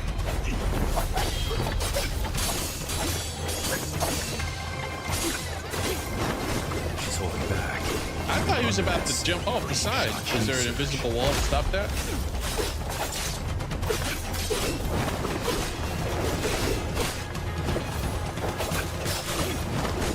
See, right there.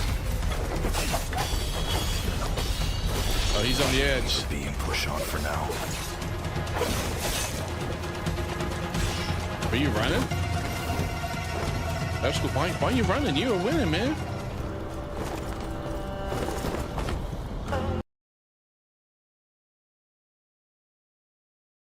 You get camera blocked by the wall. Oh. Yeah, you can get camera blocked by walls a lot of times. That here it didn't seem to happen. So you're right. I don't notice those things as easily, but you're right. You didn't happen there. You think less deaths from gravity? Well, I mean, the dude backflipped at least twice, and I would have placed the money that he was about to flip right off the roof, and he didn't. So I don't know if there's like a wall there, or if the move animation just whatever detected that there was no land further back, so it shortened the jump. I don't know what happened, but it looked like he should have jumped right off, but he didn't. What is that stream? Oh, is that like the path he needs to follow? Oh, it was. Okay.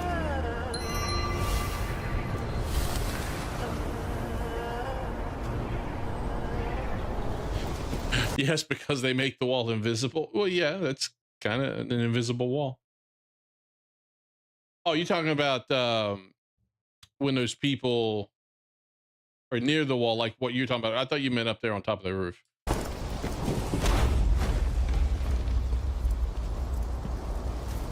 Ooh. Justice Camp. Is that what that said? Justice Camp. That's right. We're in Justice Camp.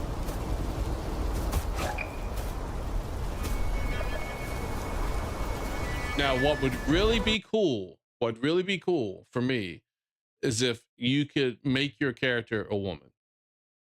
I mean, if I'm forced to play as a guy, that's fine, but I prefer to honestly play as a woman instead of a guy.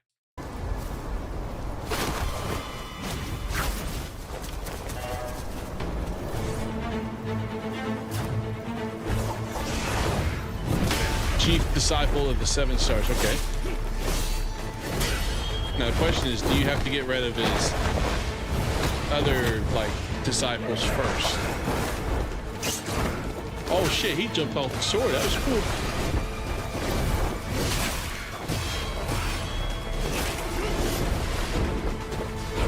Oh, they're all puppets. At least they're being controlled like that. Now what happens if he kills one? Will he bring it back to life?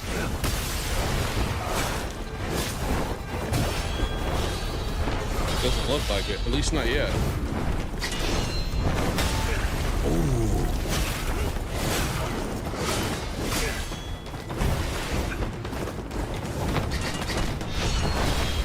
That was cool. What happened? What happened? What happened? He was glowing red there.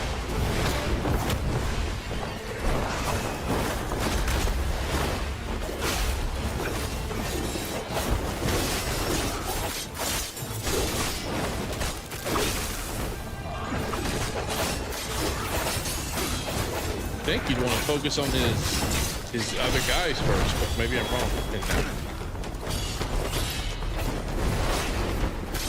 Combat looks really fun. Just hope I can get it down.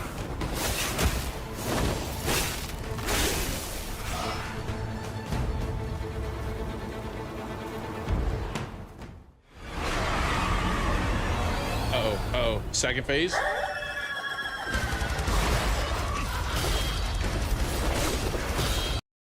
This music, oh my god.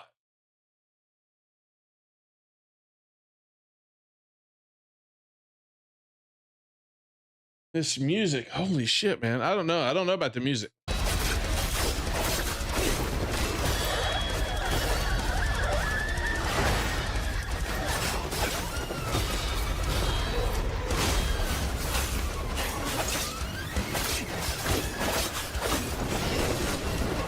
Yeah, throw those chakras. Let Angel see my combat style before I play the game.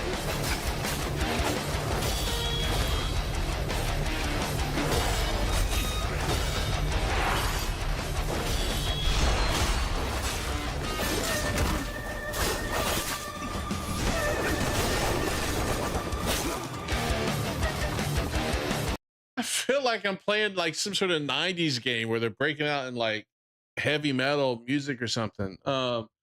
Similar to like the old Dragon Ball Z movies. All the combat would have like heavy metal music or something like that in it. It was just didn't seem to fit. Like, this is an Asian style game. I half expected a more Asian centric music soundtrack, but my expectations are just, I guess, not what they were going for.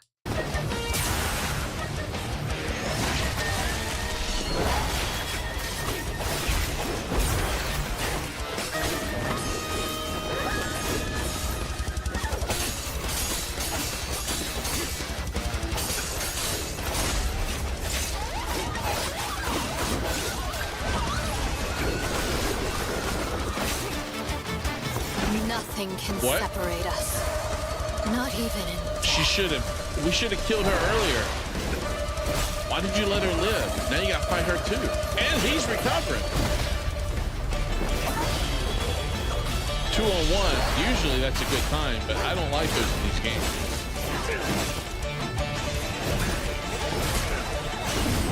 I mean, holy hell, man. Just mute the music. Yeah, well, I may have to turn it down. It seems to have like a lot going on while I'm fighting as well, because you got the music, which is got so much crap going on in it, and then you have all the combat sounds. I may have to turn it down just a tad.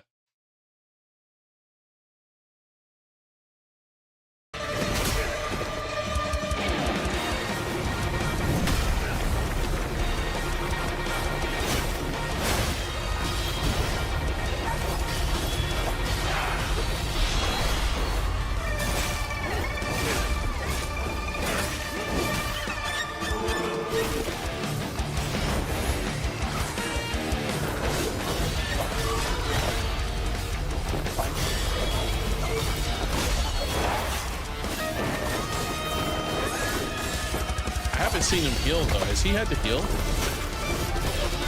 Maybe I missed it. Because if not, whoever's playing this is really good and not probably what I would be doing.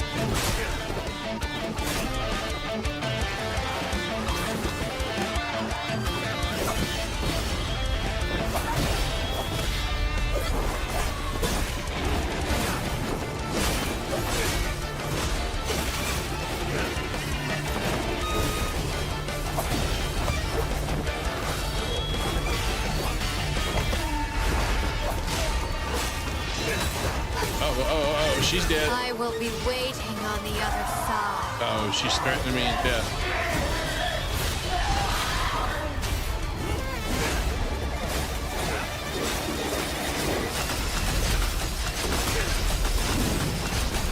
That blue is really cool, man.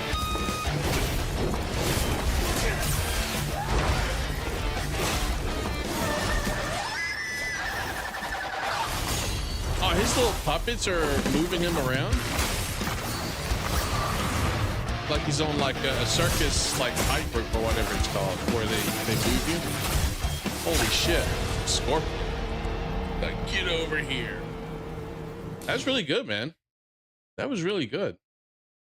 Release date will be announced. Okay. So release date will be announced in 2025. So this game's not going to be coming out, what, until next year then, maybe?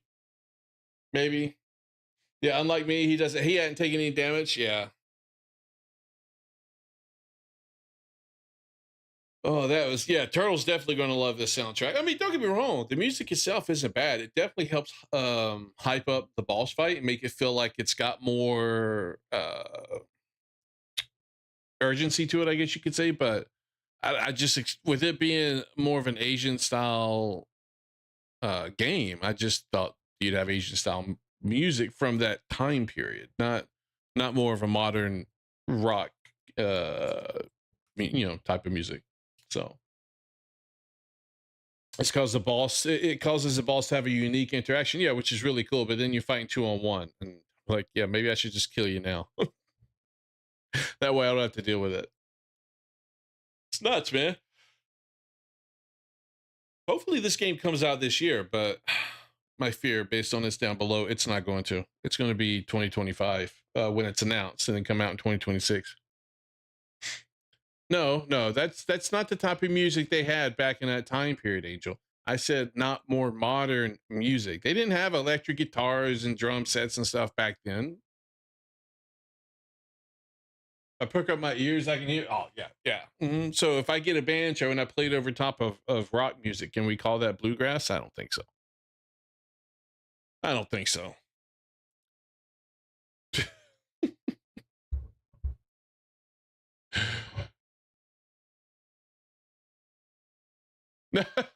I didn't say I hated the soundtrack. I just said it's not what I expected. That's all. It was not anything like I was expecting when I saw the type of game this was.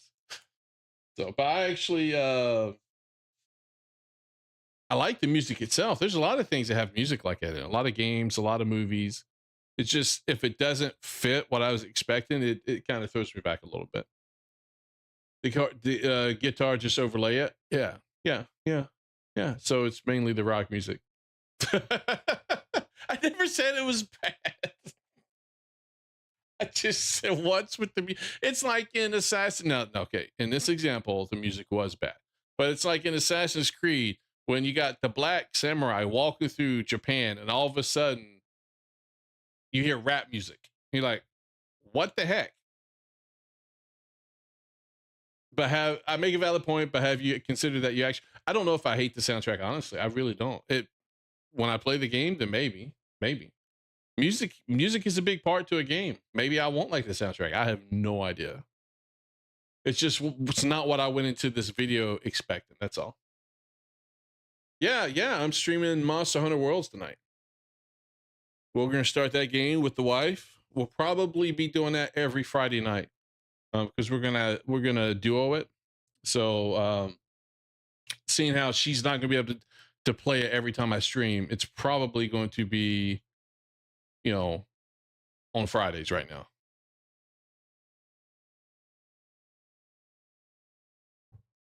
that just follows every esteemed gentleman when they move around. What's hilariously corny? You talking about Assassin's Creed rap music for Yasuke? Yeah, I would agree with that.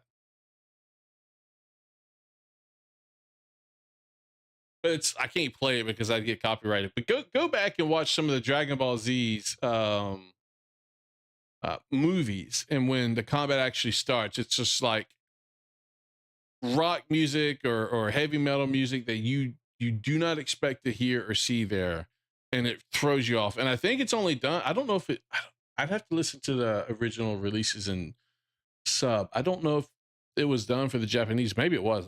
If it was, then that's just horrible and bad. And but it's not like the original anime soundtracks were. Even here in the US, they did that. They couldn't let a single moment in that anime have any quiet time. They had to constantly be pumping music through, and they did a better job with it. It wasn't like heavy metal, but it was good. It was okay. Although I will admit, I've become more prone to preferring the original Japanese release of Dragon Ball and Dragon Ball Z, just because of the music, the original music. Hope you enjoy getting through the tutorial. You talking about Monster Hunter World? Is it supposed to be bad? I thought it was pretty good. That was pretty good. But this game, man, I can't wait for it to come out, man. We'll have to see when it comes out. Let's see if there's been a release date announced.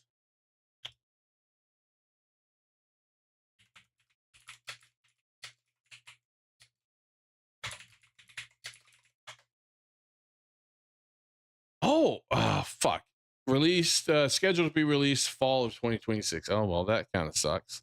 I got to wait more than a year, man, for that thing. Ooh. Okay, well, I guess I'll forget about that for a while. Because I don't want to be constantly thinking about the game, because it's not going to be here for a while. I thought Iceborne was the DLC there, Angel. The Iceborne was DLC for Monster Hunter. And people said Monster Hunter Wilds had the long tutorial. I didn't know Worlds had a long tutorial.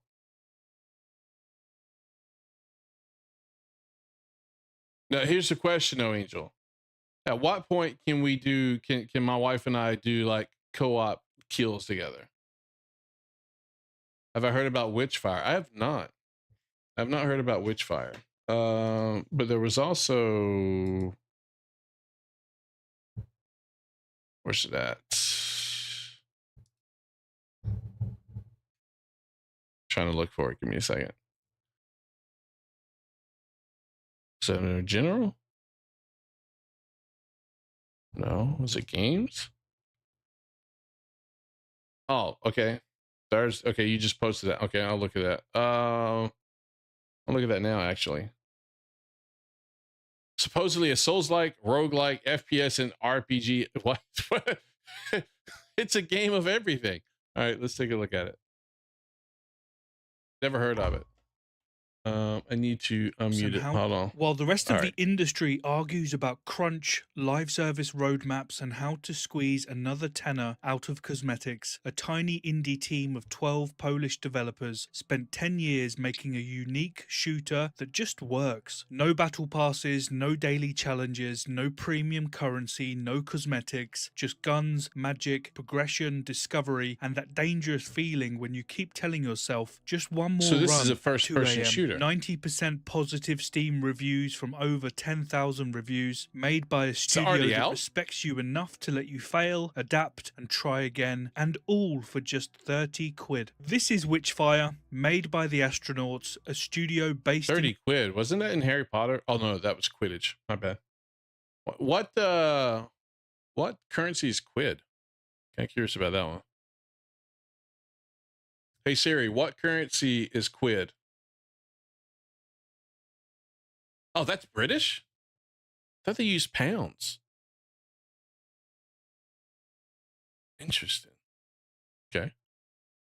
in Warsaw, and you know their work even if you don't know their name. These are the developers behind Painkiller and Bulletstorm, proper old school shooters that didn't apologize for being violent or difficult. When Epic bought their studio People Can Fly, Adrian Chmielarz and his team eventually walked away. Why? Because they got tired of watching the industry turn everything into a live service cash grab. So in 2012, they founded The Astronauts and made The Vanishing of Ethan Carter, a first-person mystery that trusted you to solve puzzles through discovery, exploration, and they trusted me to solve puzzles. Oh shit, man! They're gonna be disappointed.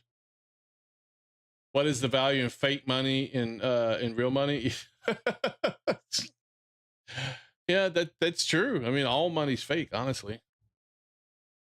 Using your brain. Even and even since then, even when they use gold and stuff, it's always fake. There's always an arbitrary value applied to it. Other developers spent a decade making a game they actually wanted to play, a shooter unlike there's anything magic in the game ever too, or done do you throw like before. a Their grenade? philosophy comes down to what they call competence and autonomy. Trust the player to be good at games and give them the freedom to play the game how they want. No hand-holding, no artificial barriers, no systems designed to waste your time, just a game that assumes you're capable of adapting, evolving, and figuring things out. Now look, I'm fucked. I'm fucked. Adapted and figuring things out. They haven't met me. Look, I love a good story-driven game. RPGs are my bread and butter. But sometimes you just want to pick up a controller, shoot things, get stronger, and do it again without some NPC explaining the 200-year lore of every door handle. Witchfire gets this. No lengthy cutscenes, no companions chattering in your ear, no quest logs full of fetch quests disguised as meaningful choice. Just pure addictive gameplay. But is there a quest log? I know it may not have fetch quests in it, but is there something to help me keep track of what the hell I'm doing? And it's a genre fusion that sounds mental on paper. It's a first-person shooter meets roguelite, meets single-player extraction shooter, meets Souls-like boss combat with light RPG mechanics thrown in on top. And that shouldn't work, but it does, and it works so well, because every system serves the core gameplay loop. You drop into a run, you fight through the map, you collect Witchfire, the game's currency, and face a choice. Push. So you drop into it. Oh, okay. So it's not like, initially it gives me vibes of like an open world Skyrim, Tainted Grail type thing, but with guns. But it doesn't sound like it's what it is. So you drop down into a map, and you said extraction. So I'm assuming that there's supposed not agendas,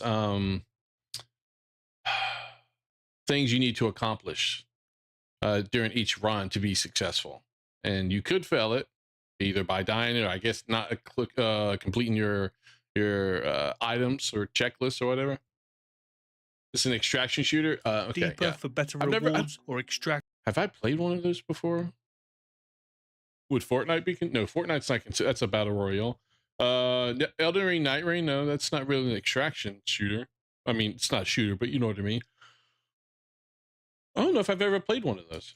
And spend what you've earned, because you can't just level up mid-run like in Elden Ring. You have to end the run, extract with your Witchfire, and upgrade back at base, which means every encounter becomes a question of, do I risk the boss fight now and potentially lose everything, or do I play it safe, extract, and come back stronger? That tension is real. Anyone who's played a Souls-like knows that feeling. The moment when you're carrying more currency than you're the mobs look really losing, cool, man. it's squeaky bum time. Every system in Witchfire is built around one principle: depth over grind. And don't get me wrong, there is grind, but it feeds into a much bigger system. For example, take the Rosary Beads. Similar to Bloodborne's Carol runes, for build experimentation, you find these Rosary Beads scattered around the maps or as loot drops. Each bead changes how you play, more spell damage, faster reload speeds, elemental resistances. But the key bit, you're not locked in. You find a bead that doesn't work with your build, you can swap it out, or if you want to try something. Maybe I should play this and then do nothing but spell casting so that Angel appreciates how good I am at games. Extracting retarded players' wallets. What? completely different, go exploring and find some new beads. It encourages both exploration and build diversity without punishing experimentation. Is it multiplayer or the single workshop player? is where you research and unlock new weapons and gear, and they've just recently ditched random progression entirely. No more praying to the RNG gods for the weapon that you want. Oh, You just thank God. research I what hate you that. need when you need it for the build that you're planning, and there are loads of elemental synergies to discover, loads to experiment with. Even better, weapons have their own upgrade objectives. Each tier unlocks new perks and stats. It's progression you can see coming, not a slot machine. But the real stroke of genius is the Gnosis system. Most games punish you for leveling up by automatically scaling enemy difficulty. Witchfire lets you choose when you're ready for a bigger challenge. You increase your Gnosis level and new areas unlock, vaults, hidden sections, tougher enemies, dungeons. You're not just Interesting. making fights harder, you're accessing content that you couldn't reach before. Earlier maps now suddenly So they don't scale with you like they do in some games. You actually have to choose for the game to unlock the harder areas for you. So you can run through the early areas feeling like just a god killing everybody. have new secrets to discover. It's player autonomy in action. You decide when you're ready. The game doesn't force you into it. Here's what blows my mind though. Witchfire is still in early access. It costs 30 quid and was made by just 12 people, and yet it runs better than... Hey Siri, what is 30 quid in US dollars? Oh, $40. Well, why? It should be the other way around. What do you... Oh my God. Okay. most AAA games do at full launch. No shader compilation stutter, no texture pop-in, no mysterious frame drops when... Hey Siri, what's 30 pounds in relations to US dollars? Same thing. Maybe it's a little bit more. Hey Siri, is the quid the same as a pound? Oh, it is. It's the freaking same thing. I'm not English. I have no idea.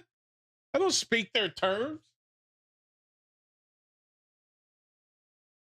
You look at a tree, it just works. And Hey, sadly, Max, how's in it going, man? 2025, that's considered a huge positive. Thanks for joining the stream. 90% positive Steam reviews across 10,000 players. That's the result of quality gameplay meeting technical performance. But here's where they really show their commitment. So they've been delivering massive content updates throughout the early access period. Ghost Galleon and the Wailing Tower came that's out cool, in 2024. Witch Mountain earlier this year, and Webgrave just dropped in last month. It was a complete technical overhaul with new weapons, new maps, and systems, and each update actually works on launch day. No emergency maintenance, no Twitter apologies, just solid quality updates that work. And meanwhile, AAA studios are charging 70 quid. Which nowadays is a big thing because there's a lot of games. Unfortunately, Wu Chang was one of those that release with a lot of issues at times.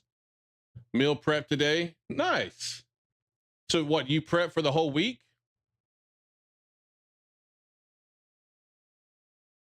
Cheeseburger skillets are great to eat. You know, when I was before I got married, I was on a really proper diet. Sundays were my days for meal prep. I would, on Sundays, I'd cook all my lunches for the entire week on Sunday.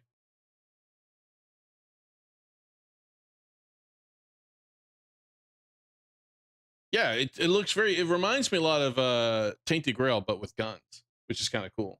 You prep for 7 days. Yeah, I do the same thing. Well, I used to. My wife does it for me now. For games that need 6 months of patches to reach basic functionality. And here's the Astronauts charging half that for an early access title that's more polished than any of them. Witchfire doesn't apologize for being difficult, and it is difficult, but that's the point. Most modern games treat you like you're made of glass. Witchfire a galley expects you slave. to Oh God, we got to cancel this dev. They got a slave in the game.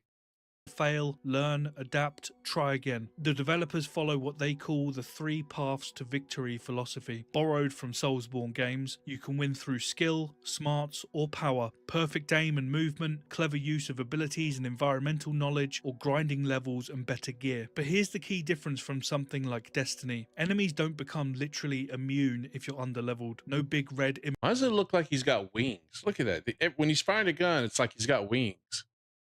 Defeat the Vault Guardians before time. Oh shit, it's on a timer in that vault that he's on. Oh, okay. I guess that's like a specific dungeon that you can unlock or something. immune text patronizing you for even trying. If you're good enough, skilled enough, you can still win regardless of your level. And the game is hard, especially early on. You're not meant to clear every map on every run. You're meant to push as far as you can, It's a die, multiplayer. extract what you've learned, and come back stronger. Not stronger because the game handed you a participation trophy, stronger because you actually got better at playing. And here's something you don't see often. The astronauts are active on Reddit, answering questions, taking feedback, actually implementing suggestions where they make sense. When's the last time that we saw devs engaging honestly instead of going silent for months between patches that fix basic functions? Now, lately, we don't see devs going silent. Lately, they're attacking the players. That's part of the problem. He's shooting at a goon. Maybe the wings are above. Yeah, they could be. Slaves are supposed to serve me. If they do not, they might as well be dead. That's generally what would happen to them there, Bax. True enough. And that builds trust. But what Witchfire represents is the bigger story here. 12 developers, 10 years of development, no marketing blitz, no celebrity endorsements, no promises about changing gaming forever. Just a shooter that works, respects you, and delivers exactly what it promises. While major studios throw hundreds of millions at live service disasters that shut down after 6 months, these Polish developers quietly built something that lasts. Oh, they're Proof that Polish? quality, Ooh, passion, that's another and good thing clear going forward. creative vision trumps any budget or glossy marketing campaign. This isn't just another indie success story, it's a manifesto in gunpowder, pain, and quality. And if this came from a major publisher, it would be twice the size, double the price, half the quality, and buried under seasonal content and premium currency. This guy's Witchfire blazing probably them won't hard, hit 10 man. million players. It might never make AAA money, but it proves something that the But industry forgot. You can If it's done with 12 people, and if the budget is within reason, it doesn't need to make AAA money. That's the beauty of smaller indie games like this.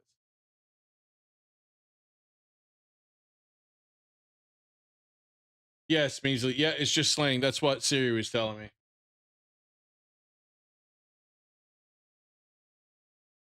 build a loyal community by just... Isn't Poland still like a very much based country over in the EU?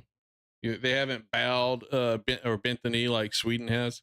Making something with passion, not by manipulating people to stay logged in. These are the games... Witchfire knows its audience, which is a very important thing for developers nowadays. A lot of times developers want to make a game for everybody, which you just end up pissing everybody off because a group of people's not going to like what you put in the game, and then another group of people aren't going to like the other thing you put in the game. And then next thing you know, you got everybody's pissed off at you and nobody wants to play your game.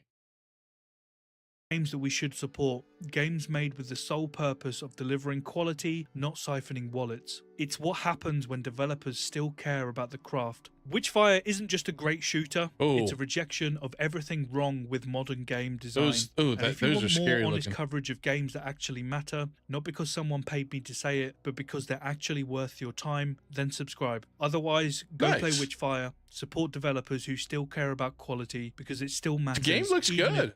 The game does look good. I'm gonna have to. Is it on Steam? I'm gonna have to add it to my wish list because I got a backlog of games to play. Let's see. Store.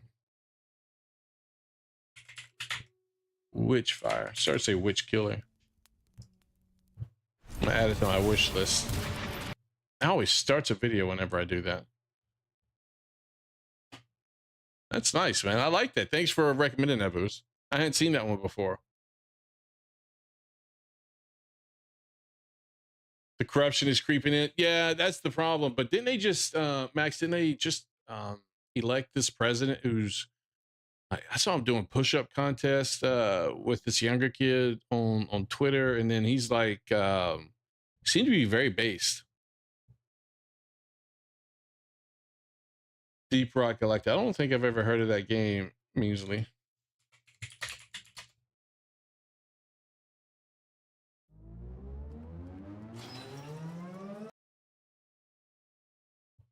That's a shoot. Is it it's a shooter Extraction 2, right? Looks like it. Maybe a little bit different.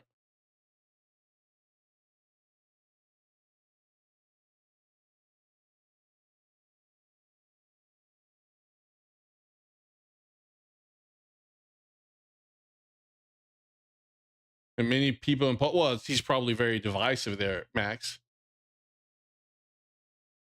It you know, that's the problem nowadays. Things are getting so polarized. I don't think you're ever going to have a leader again that's universally loved by the nation as a whole. You're gonna have half the nation hating them and half the nation loving them.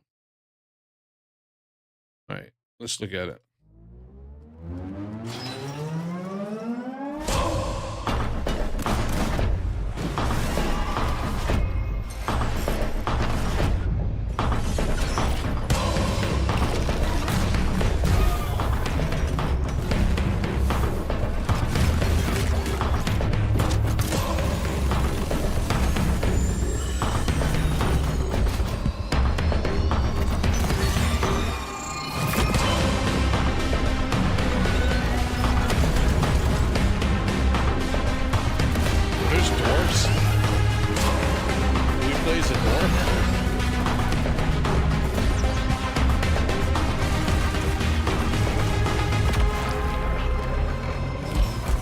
Shooter, resource gatherer.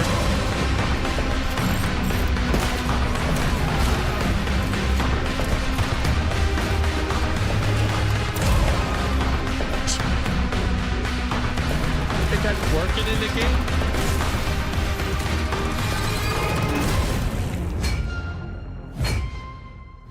All aboard the drill. I was right. Hard Oh, dwarfs. it's a drill and an elevator. I get it now. Interesting. Okay. Yeah, so I have to be exposed to games like this because generally these are games that I usually don't initially go for, only because I'm very much one-dimensional sometimes when it comes to games. So I would not have probably ever seen this game on Steam. Of course, Steam, sometimes their discovery is tough. I'm going to add that to my wish list as well because that looked like it might be a fun game to try.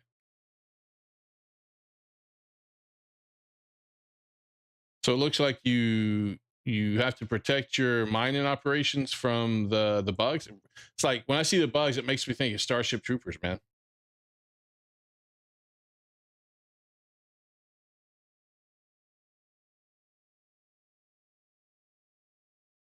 You'd recommend look at those games.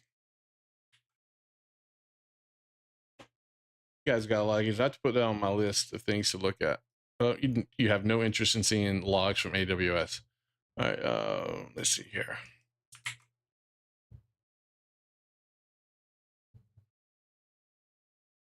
Depends on the mission type. There's around 7 or 8. Oh, okay. It was not that expensive actually. $8.99 is pretty good. But I saw like on Steam the other day. Was it Dark Souls 3? How old is Dark Souls 3? At least 10 years old, right? It's at least 10 years old, right? When did it come out?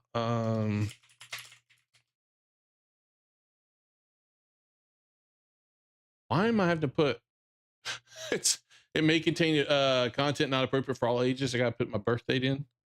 Yeah, it came out almost 10 years ago. And it's still $60, man. What the hell? What the hell, man?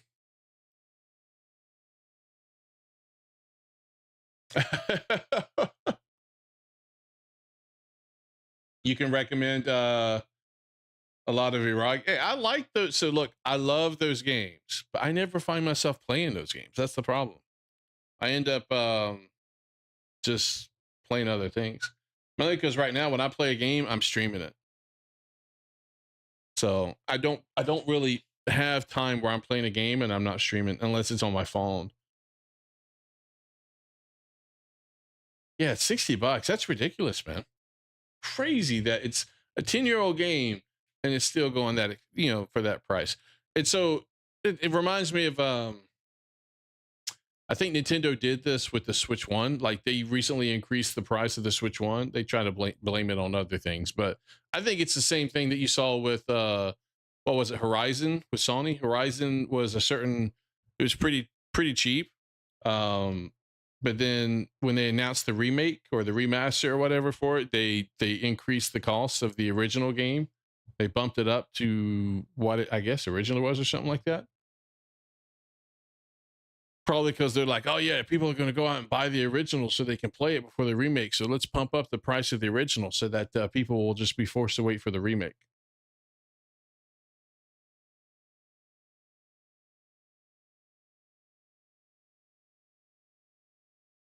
What do you mean? However, you can get a key for cheap and physical copies cost like $10 for console. What are you referring to there, Nameless? I'm missing that one. 300 to 339 to 350 to 400.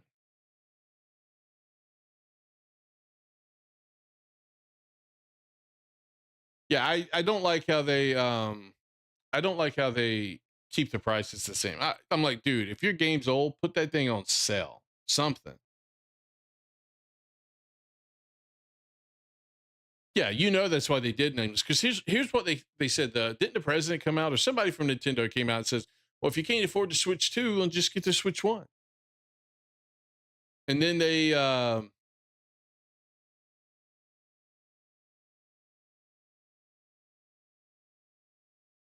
physical copies cost like you talking about Dark Souls 3. So if I wanted to go look for a physical copy, I could get it for a lot cheaper than that.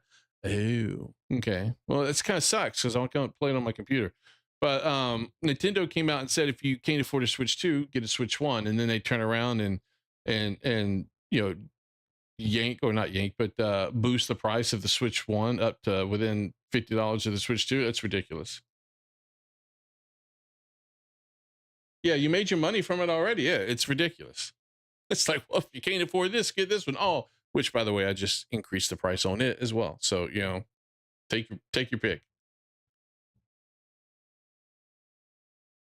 All right, crazy. It's nuts. All right, so what else? There was a couple other things I wanted to look at. I just got to find it. So we did that one. Oh, the donkey video. I wanted to look at the donkey video for Black Myth. Not Black. Why do I do that? For Wu-Chang Fallen Feathers. That just tells you the game, the footsteps the game's following behind. Everybody wants to call it Black Myth Wu-Chang or something like that. I do need to stand up real quick. Give me 1 second.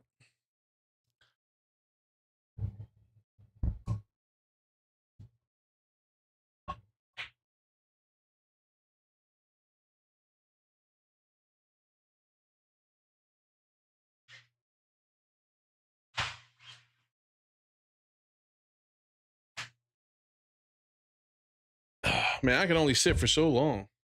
Keep coming up. Straighten out. Let's go. There we go. Straighten. Lift you up. There we go. Sorry if you hear all this sound. I'm trying to. Yeah, that's another game that's on my list I need to get as well. I would not get, but I need to play. I've already bought it. It's in my library. Bloody Spell. It looked very, yeah. So when I look at the videos of it, it looks very similar. I'll give you that. I don't know about the story of it, but it definitely looks similar with the female protagonist, the longsword and stuff. I'm shrinking. Exactly. I can only sit for so long. I got to stand up. All right. So Dark Myth Wu-Chang Fallen Kong. Oh, okay. Well, let's see what he's got to say here. This is so he also into a game dev or game publisher. I think I heard that he was. I don't know if he is, but I think I heard that.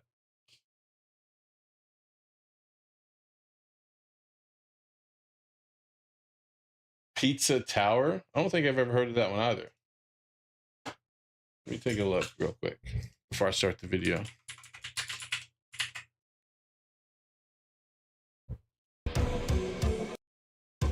Oh, this is definitely an old style game.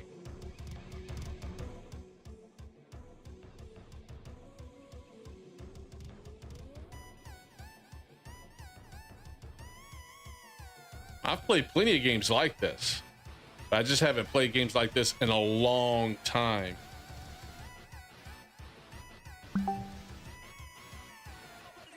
And my wife is eyeing me. She's like, the mic is blocking your face a lot. I don't think she's looking at it quite now.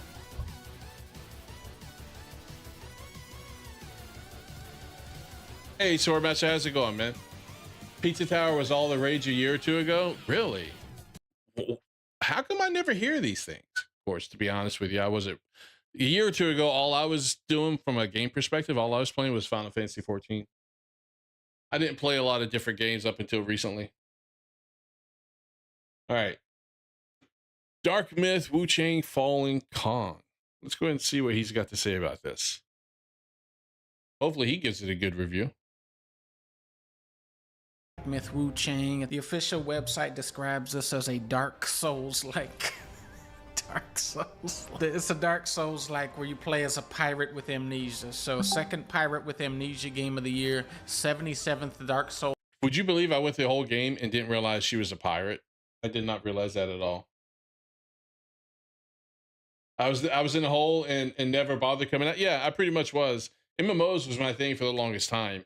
Outside of like Elden Ring, it was just pretty much MMOs. Like of the year. Let's see how this game stacks up to Donkey Kong. Now this is new. Raven Pill was never in Dark Souls. Combat. Dark Souls had that. All right, this is, you know, some nice graphics. Very Dark Souls-like physics.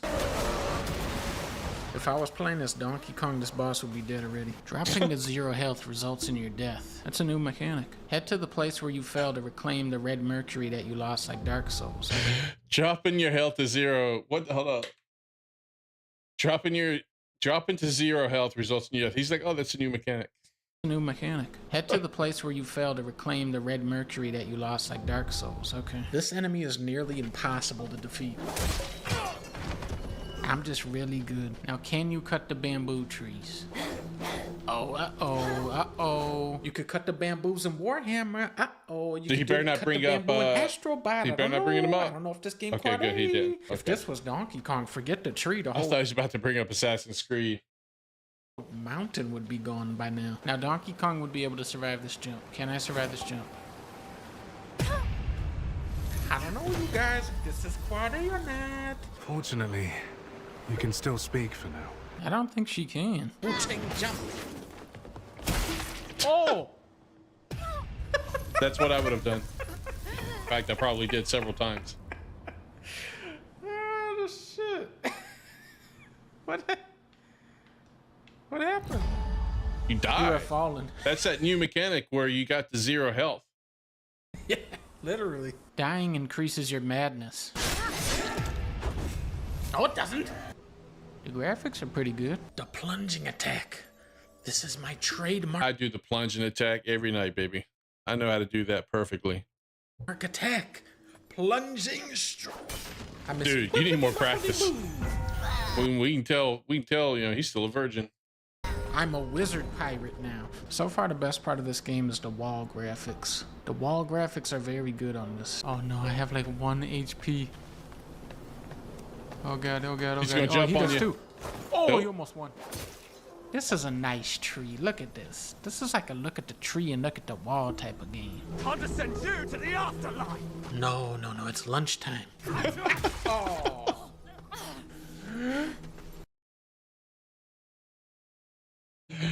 No, it's lunchtime.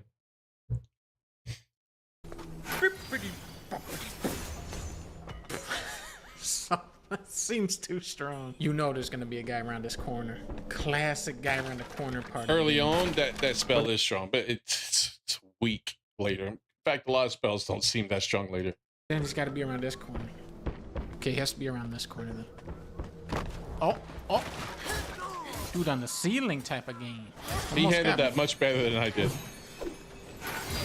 You almost killed me there. Oh, you're out of there. They almost got me though. Black Myth Wu Gang. Name's Wu Gang. Dark Souls door.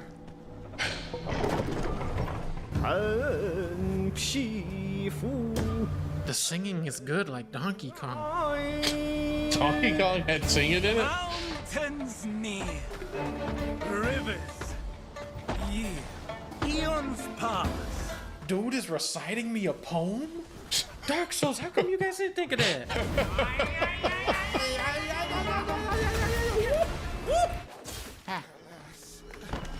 Oh, he almost got in touch with his inner Asian there. Did you hear that?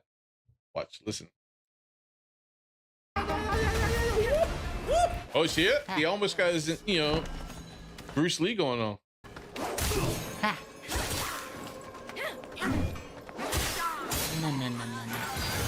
this guy? No. Son of a what? A broom? A bat? A car? I got this. I got this. Look at his health. Look at his health. You're gonna die. Look at my health. You're gonna die. I need to eat this meat. Why? Oh, it would have been funny if he died. Forget me not. I won't. Unless she gets amnesia in the sequel. Customize your arm. Banana! I'm good at this. Oh, banana. They call me the master of Dark Souls Wukong. Oh. Looks so funny. Will she die from falling 1 foot into water? Now what's hilarious here? Looks so Hold on. funny. At this point, oh my god, dude. Hold on. They call me the At this master point, of... my son had already died enough that he spawned his inner demon. His inner demon spawned here, which kind of off to the side. He didn't see it, and as he was running through, she had like this cannon weapon. So she shot the weapon, exploded him. He went flying across the gap here, landed on this other rock over here, and she went to chase him. But instead of running across the log, she just ran straight off the rock and died. Dark Souls Wukong. Oh. Looks so funny. Will she die from falling 1 foot into water? Yes. Is she that weak? Yep. Yes. Yes, she is. I'm not mad. Okay, now I'm mad. See, he died, but his madness died at the looks same nice, time. Or inner demon. but it doesn't have the interactivity of Donkey Kong. You know what I'm saying? The water in Donkey Kong is actually far superior. Ah, no, please don't. Is he comparing everything in this game to Donkey Kong? Is that what he's doing? Oh. Hey, there's Poe. This game is getting better now. Is he a furry? Furry confirmed? Donkey is a You don't furry? seem like no good soul if you ask me. I'm a Dark Soul. This is my tip to you guys. If you hit B, that's the fastest way to move so far. Thanks for playing Dark Black. Yeah, I can't tell you how many times I did that in that game. Oh, that was a good move. That was a slick move on that. It didn't work. That's those ambushes that the Angry Joe guy was talking about earlier, Memesley. Right there. That's that ambush. I haven't played it. It looks fun. The new Donkey Kong does look fun. But it was a good attempt. Maybe a little more enemy variety would, kind of spice this game up a little. It's getting a little too safe, a little too predictable, And yeah, maybe just a little less enemy variety would be nice.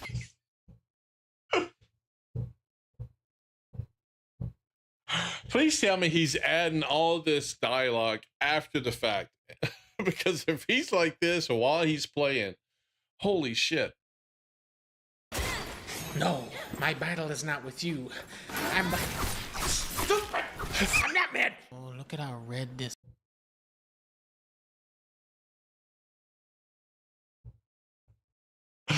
Oh God. This is.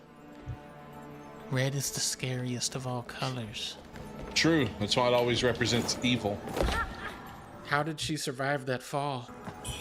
Kong wine. Oh, that's right. Donkey Kong is out. So I'm playing Donkey Kong Sunshine. You guys gotta see this fish enemy, man. The slickness of this fish enemy cannot be understated. First, he has like this rainbow attack, right? But then now once we're talking about Donkey Kong? He shoots a whole rainbow bridge out. Oh, but no. That's not the end of it. Now what? Did this game come out in June? Because it definitely looks like a June game. Hey, if I could be more like that, I would be. Unfortunately, I'm not that quick on the with commentary like that.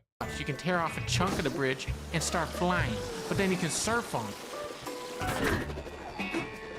The slickness of that enemy is unparalleled. Now on the last. Why is he talking about the slickness of this? Why is he rubbing it so much that he knows how slick it is? video I said I would respond to some of your comments if you were good. You guys were really, really good, so I'm gonna respond to like 3 of them. Donkey, I have to say, I've never played this game. I don't have a Switch 2. I've never played Donkey Kong, and I've never even played as Donkey Kong in Mario Kart. With all that said, I don't know why you're asking me about this game. You know, that's an excellent point, and I don't know why I asked you specifically. That's on me. That's my fault. This game is poop. What is it? Just kidding. It's good. To get to this banana, you gotta say this. You gotta be super slick here. What the hell? You know that I'm slick for that one. This game is he easily looked that the one up third too. best game that I have ever played. Dang, third best. That's pretty good, especially if they've played a lot of games. That's pretty good. I bet Donkey $20 he won't respond to this comment, and now I'm one of the richest YouTubers of all time. Now, what's cool about the elephant is that he can just suck up the whole level.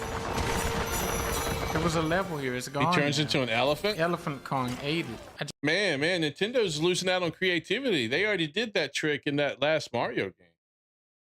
Just took like 1/10 of the map out in 1 second. I have never played this game. I don't own a Switch 2, but I think this is the worst game ever made. It is a baby game for babies. Play a game for real gamers is like Call of Duty. You can be Beavis and Butthead. Listen, There's always people. I don't know if he's joking, but there's always people like that in this in YouTube and game. It's crazy, man. Donkey Kong looks like a fun game. I had considered getting a Switch 2 just to play Donkey Kong. You know that I want to play as Beavis and Butthead, but I still can't launch Call of Duty. That's what I love about Donkey Kong. The game launches and runs. Thank God I just played Death Stranding. Hey! What? What? Yeah! Is the chiral network down? What is happening? I don't need that anyway. Oh, wow. This for amateurs. Oh, he did need it. Holy shit. I did it. But now I have to die. Wait, no. Okay, I gotta get to this spot. Come on, Donkey Kong. Yes! You know, I just wish they would make a Zelda type Dark Souls. That would be really cool. You got Switch 2 for Kirby Air Riders? I didn't even know that was a thing. Did I get a Switch 2? What are you talking about, man? I know. Nintendo's crappy, man, but it looks so fun, you know? It's like your wife. You get mad at your wife because she does something that's stupid, so you want to stay mad at her forever, and all she's got to do is put on that nice little teddy, spread her legs a little bit, and look so enticing, and you just can't help but dive right back in, you know? It just looks so good, you know?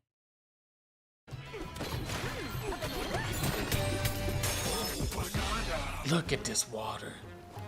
Dark Myth Wu Chang, you have absolutely nothing on this water. If you shoot me in a dream, you better wake up and apologize not once, but twice. Look, I don't disagree with that statement, Nameless. Honestly, everyone that bought the Switch 2 or pre-order, it is contributing to the worsening of the gaming industry. I tend to agree. But the console lust is real? Yes. Yes, it is. It is. I've had an Xbox, the PlayStation, the regular Switch. I had a PC, and I'm like, just take my money for that other shiny new console, for the shiny new games you're putting out. Yeah, I'm like, is this just a Donkey Kong video now? That's all he's talking about. I'm moving it up to 2 apologies now. Look at what I say here. Oh, look at this. Look at how slick I am on this. This is the second video this week. I've been clickbaited. Off the charts right now. Go ahead. Shoot that platform. I don't care. He is handling this a lot better than DSP did on this level. Alive. You think this will protect me from the lightning? It does. I wonder. Oh, it did. Okay. He's smarter than DSP. I wonder if the umbrellas protect you from a lightning bolt also. Let's see. Oh. Umbrellas are pretty great, aren't they? It's great to be under one under a storm. I would not recommend that.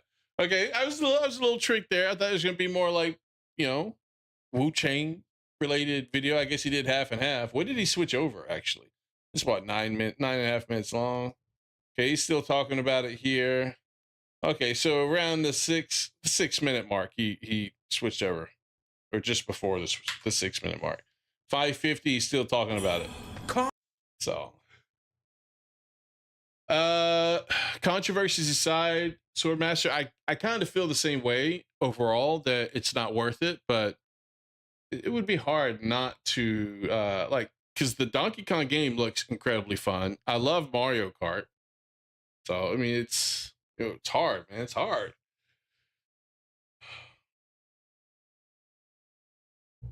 He does bait and switches a lot. I haven't watched a lot of his videos, Angel. This is kind of the first video I've probably reacted to of his.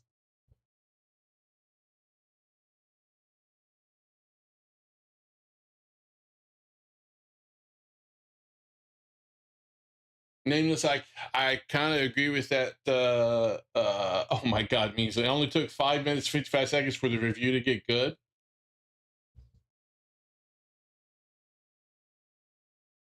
New Mario Kart is just okay. Yeah, but it's fun. It's fun to play with friends, you know, if you have friends. You know, if you're one of those people that are lucky enough to have friends to play games like that with, you know, it's kind of nice. Just why I don't have one, because you know, I don't have those friends to play games like that with. So if I play it, it's just a CPU race, and you know, sucks winning all the time. Anyway, Donkey in Paris Classic. I don't think I've ever seen that one at all. I wonder what he thought about the game, though. Did he like Wu Chang? Let's see. Did he actually? How far into it did he go? The dude's got almost 8 million subscribers. Holy shit, man. Did he? Okay, so he doesn't have live streams over here on YouTube. I wonder if he live streams on Twitch. Does he live stream on Twitch? Oh, my headphones just died. Give me 1 second. Who needs friends? All you need is Michael Zakin. I guess so, man. But you know, it's nice to have friends every now and then. All right, let's see. Is it Donkey? I'm assuming it's video game Dunk. Let's try this. There he is, Dunk Stream. I'm assuming this is him. Or no, maybe it's him. No, it's him. I was debated. Tube exclusive joke. So let's look at all his videos. Donkey Kong. How can he not stop playing Donkey Kong? How long is the game? And then he's got this is Death Stranding 2. Ice Maze. Interesting. Shark with Shoes. Never heard that game. Man, the games he plays. Interesting. Oh, he's played Tony Hawk. I haven't played one of those games since I was a kid on the PlayStation. Looks like he hasn't played in a while. So hopefully you like the game. Hopefully. I got clickbaited into watching a game that I thought was interesting to begin with. Where do you go? Right here. So yeah, so there's the link to the video, guys.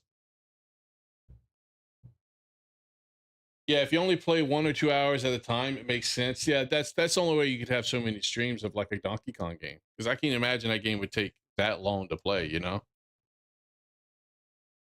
Click the link. What link? What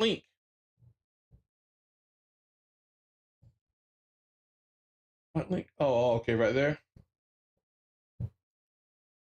President Trump just signed a new... What is this? Trump just signed an order that... Oh, that's right. Okay, I heard this. Hold on. I heard about this. I question if it will, because it talked about banks. Now, credit card company processors are not banks, but we'll see. Let's get the sound going. All right. Executive order. Wait, hold on. I can't hear it. I need to connect my Bluetooth. There we go. Could be the biggest news for gamers you haven't heard yet. Games are being censored, not by Steam though, but by the banks that handle the money. This new executive order is the first legal step in stopping this. Recently, if you haven't heard, some games were removed from the Steam store, Yeah. but this wasn't because of a bug. And they still have like porn games on there. It seemed like it was only for certain type of contents that they found objectionable, not the fact that it was nudity or porn in and of itself, which is just stupid. People just being overly sensitive. But you know, they've credit card companies have done this in Japan. I made a previous video about that as well. So it's and now we talked about this earlier in the stream. It's like all over Europe, and the UK is just doubling down on it. Or a developer's choice. Instead, it happened because a big payment company like MasterCard decided that a few games were a reputational risk. This is a vague rule that lets them pressure a company like Steam to remove any games they don't like. As a result, the Yeah, have a good one, Swordmaster. I appreciate you dropping by, man. banks that handle the money for Steam got involved, creating a chain of pressure that led to the games actually being removed. This is a big deal because it shows that a third-party company that handles the money, not the government or Steam itself, is now deciding what we can and can't buy. This kind of power is a form of digital. Yeah, when you have banks or even credit card companies with power to tell you what you can and can't buy, that's very worrisome for the future, because what's to say they're not going to even expand their restrictions further down the road to, you know, if you were somebody, or maybe extend it towards individuals. But I think that's probably a step too far. I don't think they would do that. I don't think they would be allowed to do that. But I mean, what's to say that they don't find something else objectionable and they say, okay, well, you can't as a business sell this, or you can't as an individual buy this. That's a power that honestly nobody should have. That violates the Constitution. I think there's I do know the Constitution allows you to have business. I don't know what the exact right would be, but you know, to be able to have your own business, sell your own product, buy products. I mean, that's what commerce and stuff. I don't know exactly where that's covered in the Constitution, but I would imagine it's got to be. Censorship, and is especially concerning since a new rule was recently added to Steam's guidelines that gives them the power to remove content that may violate the rules and standards set forth by our payment processors. The thing is, the Steam situation is just one example of a much bigger problem. It's part of a growing trend of these payment companies censoring or even debanking anything they don't like. Debanking? But they're okay with OnlyFans. That's the thing. They're okay with OnlyFans. At least hope with this, it's a start for us fighting back. I hope so. I really do, because honestly, unless someone like Trump does something like this, I don't know if there's any stopping it. I really don't. Is when banks or payment companies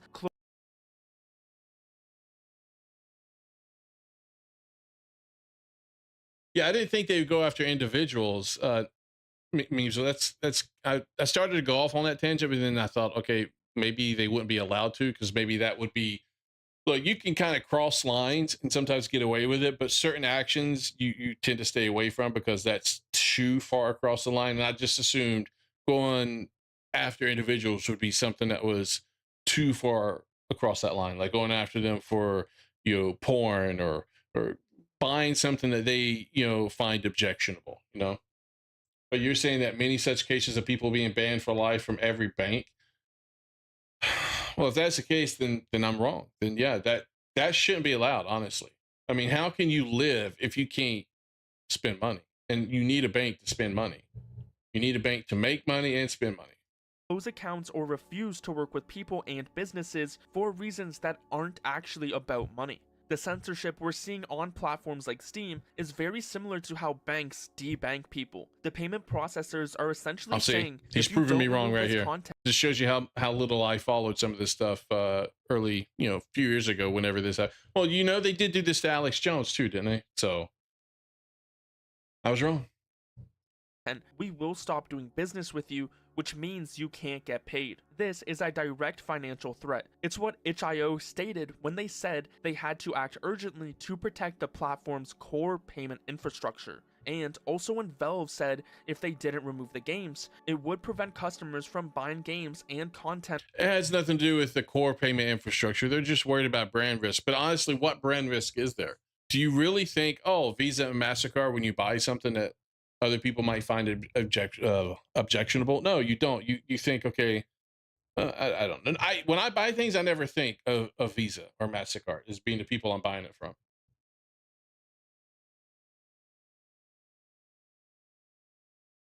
Across Steam. The White House announcement calls this politicized or unlawful debanking and highlights how some financial institutions have restricted access to services on the basis of political or religious beliefs. Yeah, but none of this is political or religious. That's unless that's the claim that these people are making. I don't think it is. That's where I'm concerned that this won't affect what's going on. The term politicized or unlawful debanking, financial services provide to directly or indirectly adversely restrict access to. So we'll see, because I just don't know if it's political or religious. Or lawful business activities. So this isn't just about video games. Something similar has happened to cryptocurrency companies, legal gun stores, and even anime stores. The White House announcement points to again, none of those. I don't know if you could consider any of those political or religious. You could probably say your political view stance, your political stance makes you find people who sell porn, people who sell guns to be morally objectionable, and you don't want to support it. But I don't know if that's what he's talking about when it comes. I don't know. Hopefully it does. I could be wrong. And I hope I am wrong. I hope this stops this shit. I really do. Other examples as well, such as when federal regulators suggested banks flag individuals who made transactions related to companies like Cabela's and Bass Pro Shop. These payment networks are essentially the roads of the what's wrong with those two stores? Digital economy. By controlling these roads, these companies can stop anyone they disagree with from doing business. Yeah, and that's the biggest problem with this, is that they're the middleman that can say that will be in a position to allow or disallow certain transactions, and that's way too much power for them to have. If they haven't broken any real laws. So to fight back against this, President Trump has signed a new executive order called Guaranteeing Fair Banking for All Americans. This is a direct response to what the president's office calls systemic abuses by financial institutions that undermine Yeah, Max, pretty much they do. They want to attract people that disagree with them. This new rule tells federal groups that watch over banks. And the UK is a prime example as to why that's true. Because, I mean, just you look at what the UK is doing. To stop using vague reasons like reputational risk in their guidance and manuals. The order is specific. Within 180 days of the date of this order, each appropriate federal banking regulator shall, to the greatest extent permitted by law, remove the use of reputation risk or equivalent concepts. See, okay, now this right here, this may be what helps right here, because this is what they've been arguing all along. You draw the line at calling Trump president. Stating that regulators must remove the use of reputational risk or equivalent concepts that could result in politicized or unlawful debanking. From now on, banks must make their decisions based on clear financial reasons. The order also directs federal banking regulators to review banks for any past or current policies that encourage politicized or unlawful debanking and to take action. This is really including quiet, charging a fine. The ultimate goal of this order, as stated by the White House, is to ensure I can speed it up for you if you want to speed it up.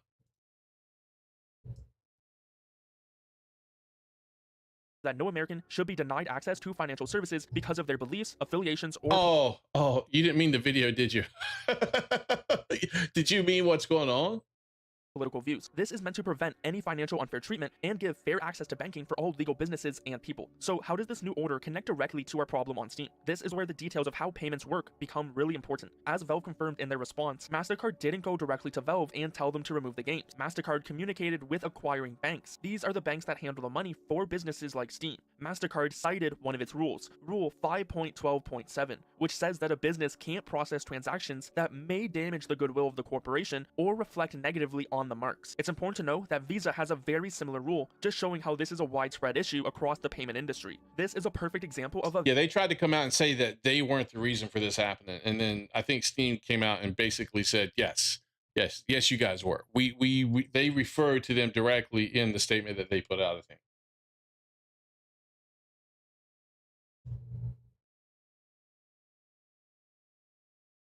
Vague reputational risk clause. MasterCard didn't have to prove the games were illegal, just that they were a risk to their brand. This was in response to a small number of complaints. And that's the thing. If it's not illegal, that's the problem. You should be able to buy and sell anything as long as it's not illegal. You shouldn't have anybody else trying to stop you or forcing you to go out of business because of what you want to sell.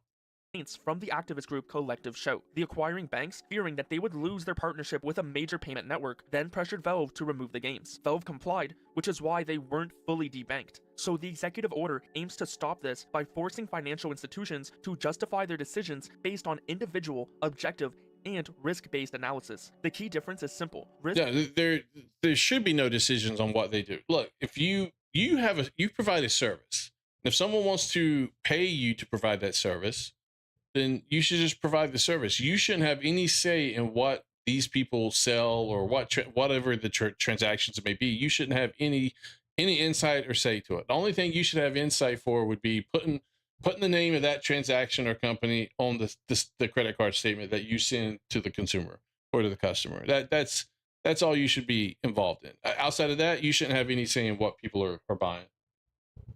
Yeah, you shouldn't be able to choose what's legal and illegal if you're a payment processor. Yeah. Corporos have not realized from the average Joe brand loyalty and rep is dead. Yeah. Customers don't care. They're not loyal to a brand anymore. Those days are past. Risk-based analysis is about measurable financial threats. Reputational risk is about feelings and public opinion. The new executive order is designed to stop financial companies from using the second one as an excuse to shut down legal businesses. This could protect game developers from being unfairly censored. So what can we expect now? While this executive order is a major step, it has its limitations. Some might argue that it doesn't mean much because it can't directly regulate companies like MasterCard or Visa. However, the executive order does create a powerful incentive for banks to stop caving to this type of pressure. If an acquiring bank knows that it could be fined by a federal regulator for acting on a reputational risk concern, it's far less likely to do so. This could make the vague rules of payment processors... Yeah, and that's my concern, because it's not talking about credit card companies. It's talking about banks. The credit card processors aren't banks. They work with banks, if I understand how that works correctly. Powerless. According to Valve's newest statement, they were pressured by these banks, citing MasterCard's rule. So while Valve wasn't formally... I thought about that the other day too, Memesley. It's not exactly the same as 230, but something similar to that. Like, look, if you're going to restrict some companies from selling certain objectionable content, then if we go and we look at your transactions and we find that you, whatever reason, whether you were part of it or not, process a transaction for something that was illegal, then we're going to hold you accountable for it. We're going to go after you and charge you to the fullest extent of the law. So if you're going to be, curating your stuff, then when something bad goes through, you're going to be held accountable for it. Yes, exactly. There it means exactly. Banked. They were put in a position where they had to choose between censorship and a massive financial threat. This is the exact thing this executive order is trying to stop. Looking forward though, this executive order could pave the way for more... Wasn't good enough. Not good enough at all. That should, hopefully it stops it, but I don't know if it will. Changes. We could see new legislation. Is there a Hershey bar in that? Looking forward though, this executive order could pave the way for more changes. I didn't see a Hershey bar. Man, Hershey bar right now would be so good. We could see new legislation like the Fair Access to Banking Act gain momentum in Congress. This act, which has seen bipartisan support, aims to prevent banks from using subjective, non-financial standards when deciding who to do business with. A new law would have way more power than an executive order. It could directly...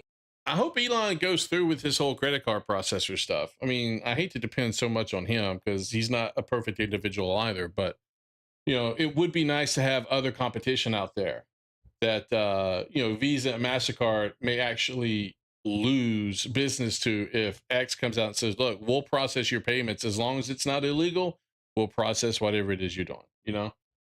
I like having the competition. I think competition can solve a lot of things. With almonds, no, I like Hershey bars without almonds. I don't like a lot of things with nuts. I live with nuts every day of my life. I don't need to ingest more of them.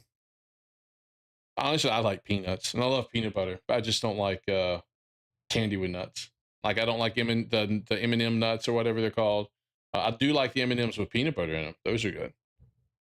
and legally stop payment networks from denying service based on a business's legal activities or political views. The details of the That bill bounce are pad designed looked like to a force brain, this man. change. For example, it would prevent banks from making decisions based on unfair and random standards, a legal way of saying a decision made without a good, clear reason. The bill requires banks to have a written, documented... See, so I don't think banks had anything to do with what's going on with the games right now, because the collective shout, didn't they say that they first went to Valve?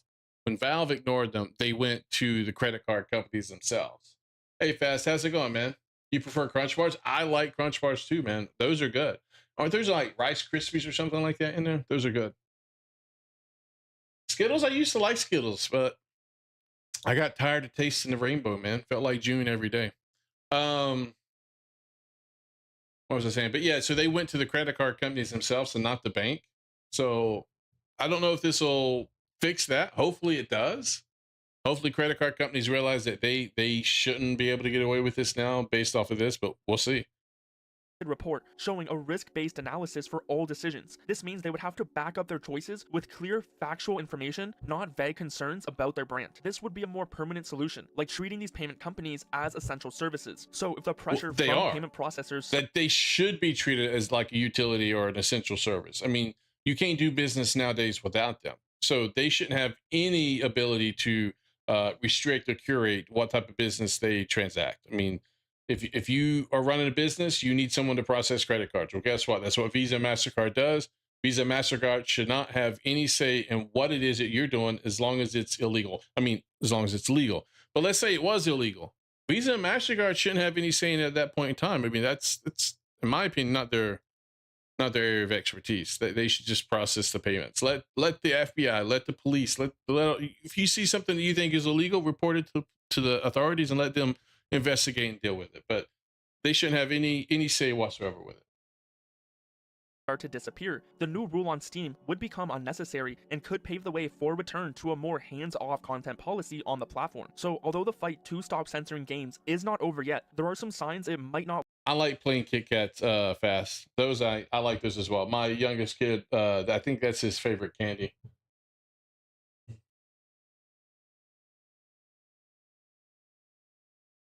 Yeah, well, the Visa, MasterCard, and PayPal should become public utilities. They are involved in so many transactions. They are almost, well, no, not almost. They are vital to any business doing business, essentially.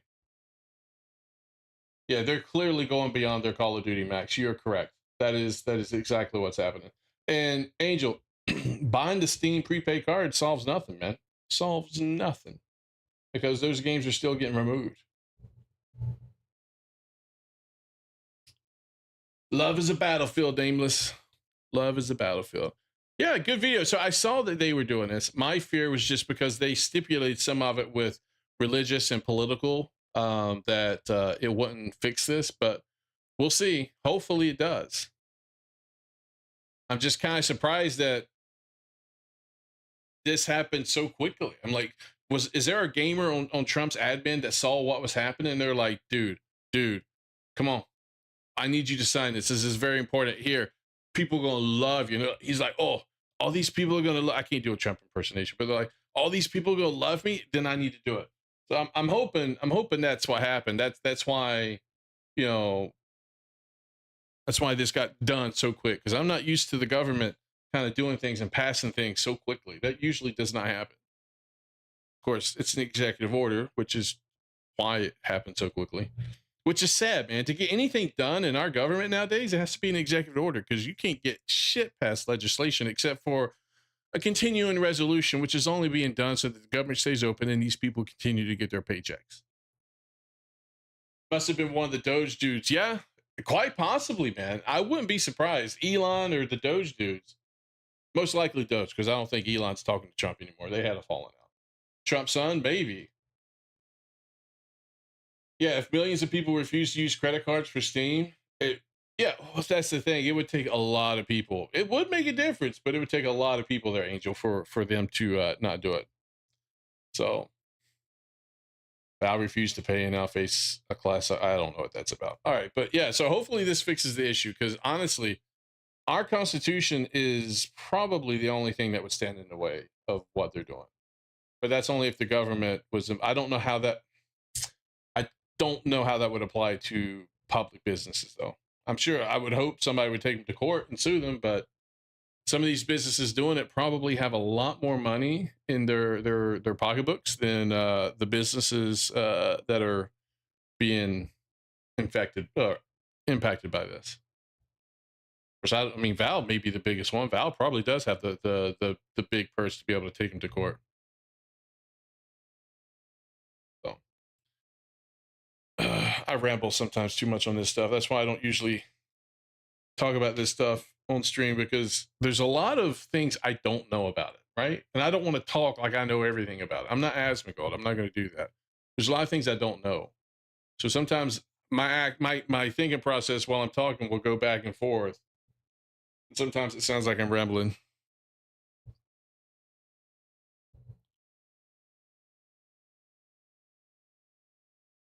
I did see that there were some games that were being removed, that the devs made their games free and downloadable. Yeah, have a good one, Mimsley. I appreciate you joining, man.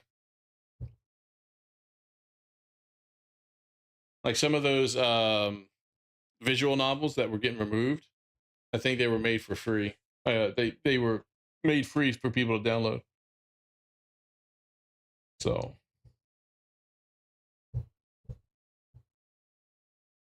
Yeah, we're forced to discuss it. That's true. That's true. The problem is I'm not an expert, man. I'm not an expert on it. I wish I was, but I'm not.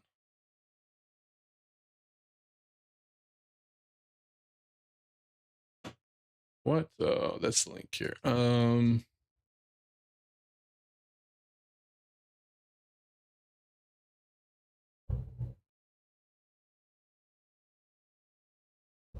I thought about doing this one eventually.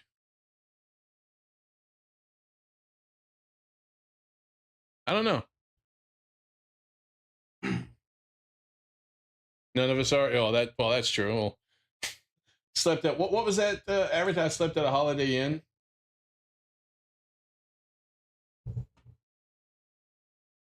What is this? This thing called BlackRock. Oh, Tecton America. That's a 20-minute video. I'll have to look at that later. I don't have time to go through a 20-minute video now.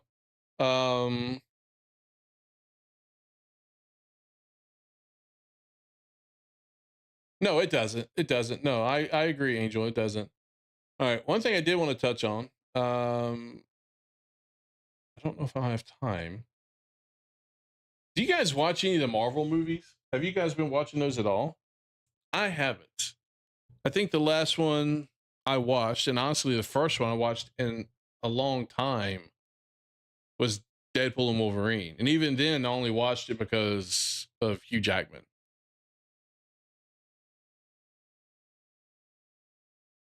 Not anymore. Ball guy talking about game. Where have you seen that before? I don't know, man.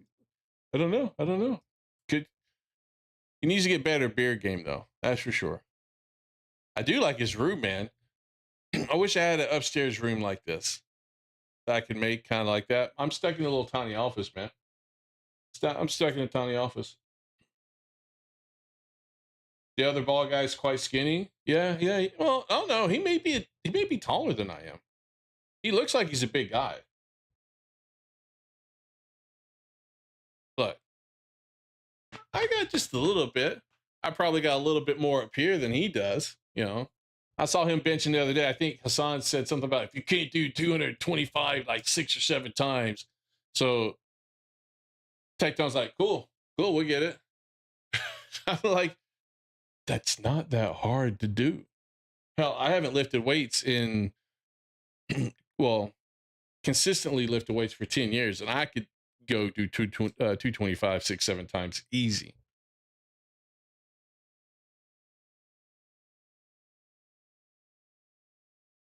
He has the brand of sacrifice on him. Oh, right there. Yeah. Okay. I see that. And yeah, I have more tattoos. That's true. I have some that you guys won't see because they're on my legs, but it's fine. I need to get more. Tattoos are addictive, man. They're very addictive. And no, I do not apologize for watching ASMR. She's one of my favorite ASMR people.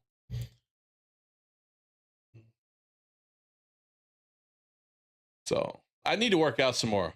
I haven't done Taekwondo in about 4 years either, man. I'm all I do now is I walk. I walk about 6 or 7 miles a day.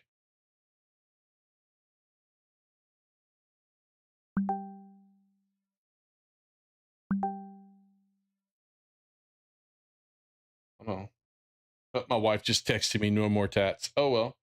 Guess she's paying attention to the stream. Why did she send me this, Tony? What? I don't understand. Why did you send me that if you're listening to the stream?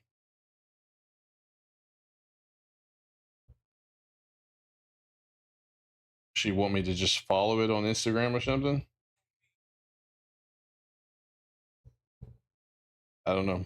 I'll ask her later. Yeah, we call that it is what it is with ASMR. There's times where I'm just like, I just want to chill. Like if I'm working, I'll either put something on YouTube, Twitch, or I'll listen to ASMR while I just do my, AWS stuff, just kind of zone in. Okay, now she just IM'd me again. Yes. Yes, what? More details. Come on now. That yes is out of context. I don't know what you're yesing me for. If you yes me saying you want to get it on tonight, well then good. But I need more details. But it's gonna be hard to do that when we're playing Monster Hunter World. So although we're playing together, so you won't have the excuse of going to bed before I end the stream. So you may not be getting out of this one.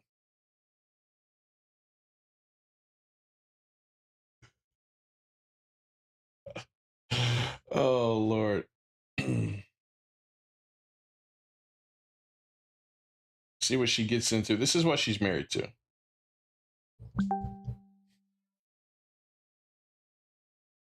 To your stupid question, and no, and I can. What stupid question? Do you know how many stupid questions I ask?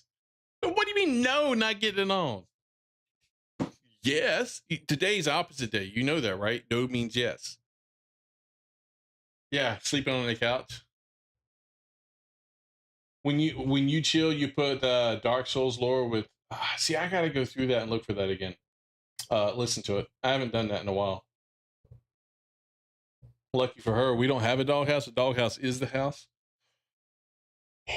That's fine. We have some very wide and deep couches, and she's like, "Why do you like these couches? I'm like, they're comfortable to lay on. So just in case I have to sleep on them, there's room." Oh, no, she eyeing me again. Opting out. What are you opting out on? There is no opting out here. When you married me and said I do, you opted in to everything. She doesn't understand what marriage vows mean. That's part of the problem. They don't realize what marriage means nowadays.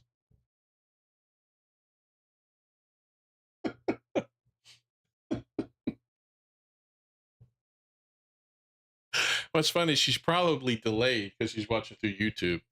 So she's probably like 15 to 20 seconds behind. She didn't read that fine print. All right, let's start listening to this real quick and see what he's got to say. It's poisoning the citizens. I've never heard of this. Single company that controls the entire military-industrial complex, the whole food industry, oil and energy sectors, every plane, Do you guys know what this and is? most cars in America. They own the water utility companies, the hospitals, and the funeral homes. No, you can't get a divorce. What are you talking about? Trump did away with the no-fault divorces. You can't do that anymore.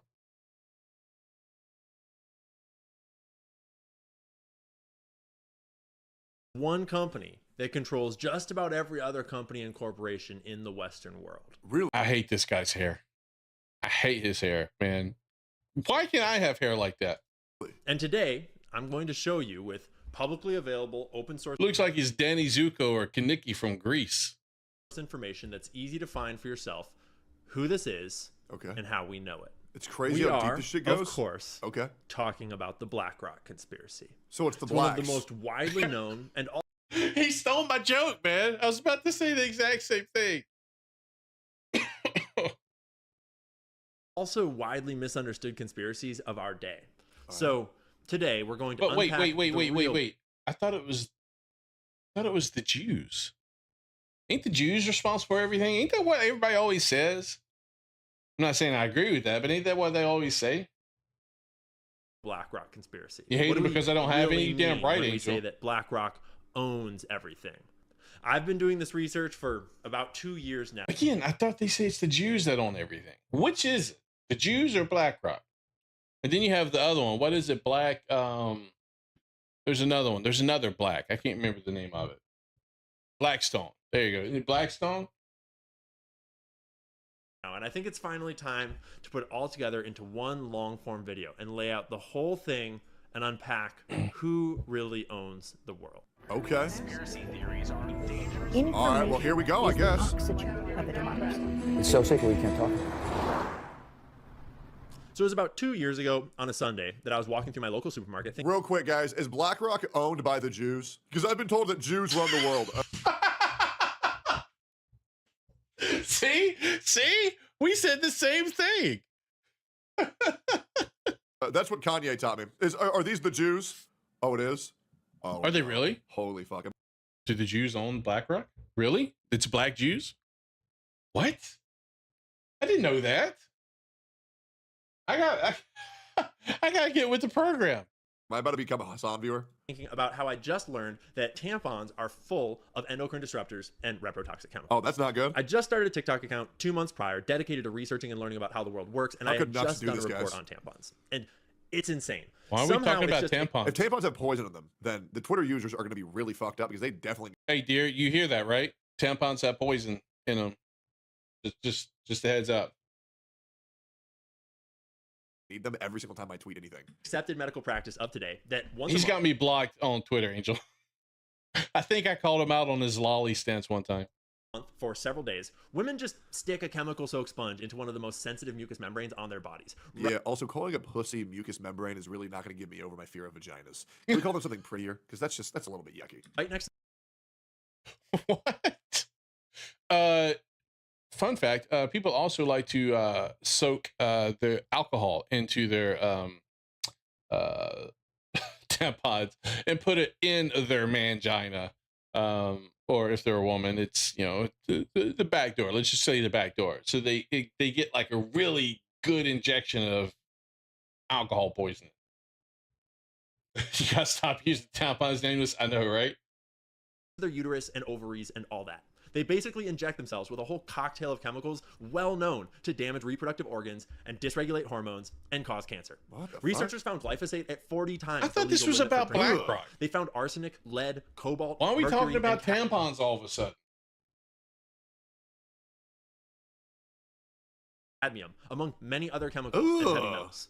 My comments on the last video that I had made about the topic were flooded with stories of women saying that when they switched to organic cotton tampons or to Diva cups, their periods became way less painful, way less intense, basically overnight. And then, of course, there was a bunch of... Why are we talking about women's periods here? What are we doing? Angel, why did you send me this video? free bleeders just getting wild in there too. Okay, genuine question. And periods. So what the fuck is this about tampons? Because I live with 2 women and I'm about to circulate this information to them. So you need to do organic tampons? So I got to get vegan cage-free tampons for the girlies. Okay, great. So here's what you do. If you want organic tampons, you go out to the cotton fields, pick the cotton, roll it up, use there's your organic tampon. Total anarchy. But I'm in the grocery store and I have this epiphany. Boneless, seems vegan, really organic. simple to me.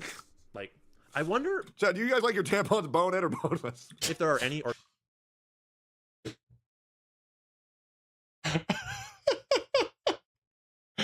bone-in or boneless organic cotton tampons in this grocery store. No Jews were made in the process of making these tampons. All right, we're saying so no Jew tampons. Good. Nuxtaku, stay away. Vishojo was right about you, dude. So I go to the tampon aisle and I take some photos of the selection available. And little did I know that those tampons, these ones right here, would change my life. Like, no joke. When I'm 12 and this is deep, are men supposed to be using tampons? I was wondering the same thing. I'm like, why is this changing your life, dude? Why are you even the feminine hygiene section to begin with? Guy, I know you got a pretty face and pretty hair, but you ain't that pretty. Come on now. Come on. That tampon aisle quite directly led to me going on Joe Rogan and hosting the Candace Owens show and sitting here now talking to you. God works in mysterious ways. True, because he does. I discovered. I'm still waiting to figure out why God has put me through all this shit, but I believe in him. I'm assuming everything he does is for a reason. So I am still your willing soldier. I'm still waiting to see why I got to put up with all this bullshit every single day. You know what? He's probably taking a day off with me. He's like, well. What we all already kind of know is Maybe that just in wanted to most laugh. grocery stores, there's actually very little choice. Even when it looks like there are It's so more many different interesting than this. I'm trying to understand what this is about because Angel posted. He's like, shh, keep watching. Yeah, you posted the simulating gravity in C++. I took a C++ class, I think, once when I was in college. I ended up failing it because I stopped going. Not because I didn't like the class, but there was a girl involved, and I decided to go over to her house instead. to choose from.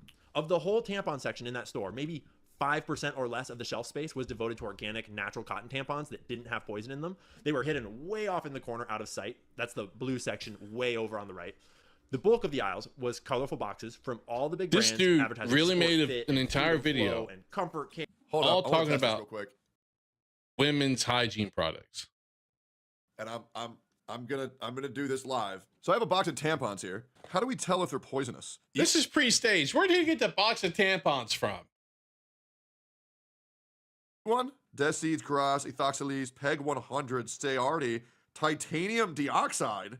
It says these are the number one. How are women supposed to know that these are bad for them when it says the number one gynecologist recommendoid? Hair and just all sorts of made-up menstrual buzzwords. Colored here in red, orange, yellow, and pink.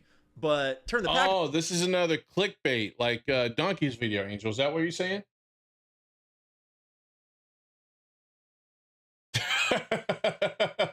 Around and read the ingredients, and they're all the exact same product. Okay. A synthetic plastic-filled frankencloth Yo, Sarah, you're a woman. Send me tampons. Send me tampons that I can buy later. with PFAS and bleach and other toxic chemicals laced all throughout. Just That's kidding. horrible. You actually can't read the ingredients because tampons aren't required to list their ingredients on the box. These So ones did. Trust the science, right? But you have dozens of choices of size and fit and flex and just about anything else except whether or Now not we're talking you want about to size poison your and fit. reproductive organs and disrupt your hormones. That option came in a tiny Hey, dear, if you're still listening, what's your size and fit? What do you think? I can't. You're supposed to say me, by the way, just in case. blue box hidden You can talk in stream. way up high in one little obscure corner. And That's if crazy. I had to guess, I would think that it probably accounts for less than 1% of the grocery store's tampons. That's insane. I even discovered that one of the brands, Stay Free, which is highlighted here in pink, is owned by Energizer, the battery. I don't trust Pink at all. They're a liar. They're a false accuser. I wouldn't get those. company. Who? I'm serious. This happened all the way back in 2013, and I'll bet that basically no woman that buys Stay Free knows that she's buying from a battery company. Why is a battery company buying tampons? Are they secretly planning to put batteries in tampons so that they also act as why? My mind's in the gutter here, and I can't finish that statement. I'm afraid of what YouTube would say there. Like, they should make their sizing named after battery sizes if they're going to do that. Like, Oh you my could get your God. triple A's or your double A's or That's your fucking super nuts. extra heavy flow D battery. I mean tampons. Once I looked up who owned all the mega corporations that were selling these tampons, I learned that they're all owned by the same shadowy financial cabal, foreshadowing the first layer of the BlackRock conspiracy theory. Android And we'll get tampons, into the whole thing exactly. in just a minute. And yes, for all the finance bros out there, don't worry. We know about beneficial ownership and what fund managers do. That is a part of this story. And for everyone don't jumping know. out of their chairs to say like BlackRock doesn't actually own any of those I shares, have no don't idea worry. what that is. We will get to that layer in just a bit. I'm dumb to But that. first, I became obsessed, and I started doing this in every aisle of the grocery store, coloring in which colors, which items on the shelves were owned by the general mega corporate blob, and which ones Yeah, were Angel. The more they get filled, the more they vibrate. founder and family owned, etc. Oh shit. I did shampoo and deodorant and baby food, and I found out that some aisles are even worse than the tampon aisle. Oh, there are plenty of shit. aisles in your grocery store where every single option is owned by the same singular mega corporate mass. of just What the bankers. fuck? It's not just BlackRock. There's a whole rabbit hole that we're about to go down. But for example, the shampoo aisle at Target. To this day, it's probably my most viral video ever. There are whole aisles at Target where every single product is sold to you by the same bankers. And a bunch of these Yeah, shampoos that just and doesn't conditioners surprise are in me, class honestly. action lawsuits for causing hair loss. And one even I knew it. He's I got can't hair. prove this I yet, see it. But I think He's not that clean dandruff shaved. shampoo is actually giving you more dandruff and destroying your hair. I can't prove it, but I think Head and Shoulders and I think Selsun Blue are destroying your hair and giving you more. Oh, that explains. I used to use Head and Shoulders all the time. That's why I'm bald now. Got it. Love it. Rabbit holes and tampons, yeah, they go together, right there, Booze? Dandruff. Because everybody that I know that uses Head and Shoulders and Selsun Blue is now bald. And the other thing, I think acne products that clear your acne actually give you more acne. Because once I stopped using acne products, I stopped getting acne. I think they're lying to us. Did you start washing yourself more regularly then? Fire. That's a true story. You can look it up. Those very same companies, though, they market hair regrowth products right there in the same aisle from the same company. Problem, solution. And you know what's crazy? I stopped getting dandruff on my head and my beard. When you went bald? The moment I stopped using anti-dandruff stuff, you know what I use on my head and beard now? I shit you not. You know what I put on my head and beard and I have no dandruff? Olive oil. Yep. I use one, I don't use anti-dandruff stuff on my beard. I just wash it with soap. I don't even use shampoo on my beard, man. But is he really bald or does he just shave his head? Because why is he using shampoo on his head if he's not bald? I mean, if he's bald. I know he's got some hair here. Like, I have some hair on my sides. You know, I'm not fully shaved at the moment. I need to shave that part up. I'll look like Friar Tuck if I take my hat off now, because I'll have like hair all around and then bald spot here. But oh, and a bald spot back here too. But anyway, he I don't shampoo my hair now. I just wash it with the same body soap I use on my body at this point. But yes, they're responsible for my he was losing hair. Then he stopped. Oh, it's because he changed his shampoo and he uses olive oil now. That's what it is. It was too late for me. Extra virgin olive oil every 3 days. And that shit fixes you right up. It doesn't look like he's got any hair at the top, man. I think he had the same problem I had. My hairline was receding. Now I don't hardly grow any hair right here at all. Bro. Straight up. Try it.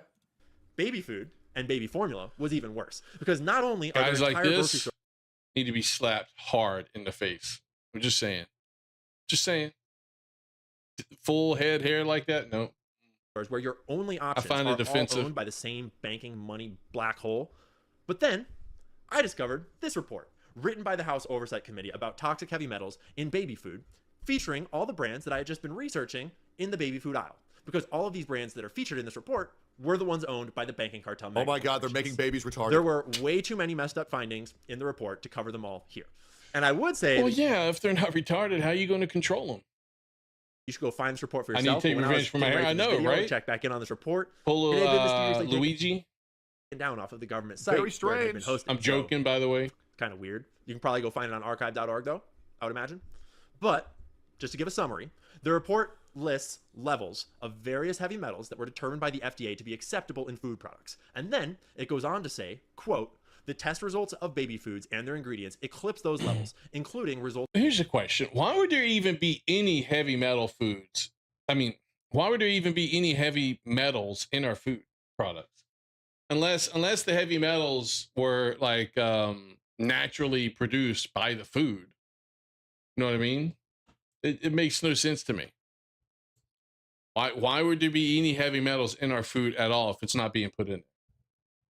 Up to 91 times the arsenic level, up to 177 times the lead level, up to 69 times the cadmium level, and up to 5 times the mercury level. As in, Jesus, you are reading that correctly. Some of these baby foods were testing at 177 times the acceptable level of lead. Jesus, for the babies? Not 177%, 177 times. That is. Now you know why people say breastfeeding is the preferred way to feed your baby. Just say it. That's what I'm wondering, Angel. Yeah, if it's because of the metal machine processors that process the food. I mean, they need to find a different way of doing this stuff. But they can't go to plastic because then you have like that other crap that plastic gives off, the BPA or B whatever it's called. 17,700. These babies are going to be like radioactive mutants of lead in baby food.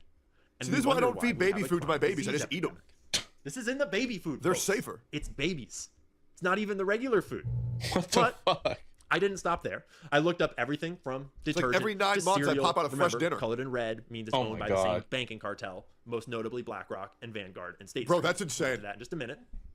Holy I did shit. sauces, ice cream, dressings. Some types of products Sauces had are a more bit variety better. than others. Some aisles had a lot of family and founder-owned brands to choose from. But in the end, you start to realize what many of us all already kind of know, Oh, but yeah. never quite They're all owned by those. all of yeah. our abundance, all of our Nestle, PepsiCo, Kellogg's, General Mills. I'm assuming that is Coca-Cola. I don't know what the U is. What's the other one? Danone. I've heard of them, but I don't know who they are. Is this Unilever? I think it's Unilever. Mars, Mondelez, Associated British Foods. foods and drinks and soaps and lotions, everything else. Thousands and thousands of brands to choose from. But it's My parents, we were so poor growing up. My parents didn't always feed me baby food or milk. Sometimes they would take pinto juice and they would feed me pinto juice from our pinto beans because we were farmers. We had like a huge farm in the backyard. Yeah, I mean, you can make baby food out of almost anything as long as it's food you naturally would eat. actually all owned by just a handful of mega corporations. And now this is where we peel back the next layer of the onion. Because if you wanted to know who owns any given product, like say Hidden Valley Ranch dressing, which is one of my favorite examples, you can search that on the internet for yourself. This is what I was doing for every single product on those grocery store aisle shelves, and it took forever. So you search that, and you'll find out that Clorox owns Hidden Valley Ranch dressing, which is a bit alarming and not exactly what you were probably hoping to find. What? And notice that this is old news too. Clorox acquired Hidden Valley Ranch in 1972. They've been making the ranch since before most of you were born. Why would The inclusion of Mine Might Clorox be a cleaning company? Okay, all right. Who owns Clorox? And the answer is that Clorox is a publicly traded company. I The like to call it a Vanguard mega Group. corporation, but it just means that they sell shares and your finance bro buddy on Wall Street Yeah. Bets can YOLO his fat bag into the stock and hope it goes to the moon. And Who this wants means a that bleach Clorox is flavored owned by ranch, its boys? shareholders. Yum, yum, So, yum. who are these shareholders? If you want to know who owns a public company like Clorox, the phrase you need to search for is I'd be willing to bet most of these companies are going to have similar institutional owners just like this. Vanguard, BlackRock, State Street, Geo Capital Management, Morgan Stanley. I'd be willing to bet most of your bigger companies will have owners, investors like this. No, I agree, Max. It's wild that Nestle bought all of California's water rights. That's crazy. I don't know why their water rights would belong to somebody other than California, but that's nuts. Institutional ownership. Because while your buddy who trolls Wall Street Bets for the next short squeeze might be able to buy some shares, he's really just a tiny little germ compared to the big boys, the banks. So you're looking for the top institutional shareholders. And for Clorox, it's all these guys. Vanguard, BlackRock, State Street, Geo Capital Management, Morgan Stanley, FMR is Fidelity, Stifel Financial Royal Bank of Canada? Corporation. What? They're not a common one. Why would Citadel they be in Advisors, Royal Bank of Canada, Champlain Investment Partners, LLC. Collectively, just quick math, looks like these top 10 owners collectively own about 35% of the company. And that's pretty typical. The more of this research you do, the more you realize that these sheets always seem to look the same. Dave's Killer Bread. But you look, you don't have to convince me. I already believe that whether it's intentional or not, that's a different story. But I already believe that our food is poisoning us. It's just all you got to do is look at, videos of us back in the 70s, just the cities, the streets, outside of the fact that it's mostly white then. It's not the point I'm getting at, but look at videos of us back then as a society and look at us now. I mean, it's obvious that, when you look at that and you look at the detection rates, not detection, but the diagnosis for things like allergies, autism, all these different cancers, all these things that are yeah, you could say it's because medical science has gotten better, so we're able to detect it sooner or earlier or whatever. Yeah, I'm sure that plays a role into some of it, but I still believe that a lot of this has to do with our diet. And I do think that we are poisoning ourselves. Whether it's intentional or not, I don't know. I'd like to think it's not. Steak and eggs in Japan was, one, expensive, depending on where you went, but it was very good. And I agree. It's so the difference. I think their food over there is much better. At least when I went over there, I thought diet wise, it was much better. Had a lot of rice, but I would have eggs, I would have chicken, I would have, you know, a lot, just basically for me, meat and rice. Only because I'm a simple dude. I don't eat a lot of this other crap that some people do. I'm more of a picky eater. Not owned by Dave. Sorry. It was bought by Flash. Stop. Dave's Killer Bread is my favorite bread. That's what I have every morning. Please tell me this isn't bad. I eat this shit every morning. It's my favorite. It has protein. It's so good. Flowers Foods, a mega corporation, and they're owned by Vanguard, BlackRock, and Stop. State Street, plus a bunch of banks and fund managers.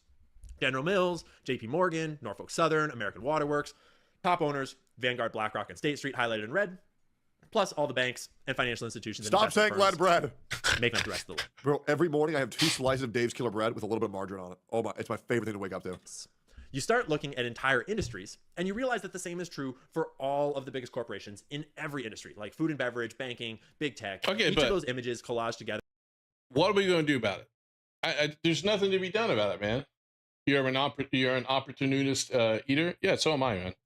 My wife gets home, I take full advantage of that opportunity. I'm like, get in that kitchen, cook, make my food. I hope she's not listening to this. You're on the seafood diet? Yeah, pretty much. I love food. If I see it, I'll eat it, but I'm still very picky. It's only certain foods I will eat. Yeah, that's pretty much where I'm at now, Max. I mean, I'm 42, almost 43. I'll be 43 this month. And I'm like, yeah, I have to watch myself with the weight here. Because my body doesn't process it the same as it used to.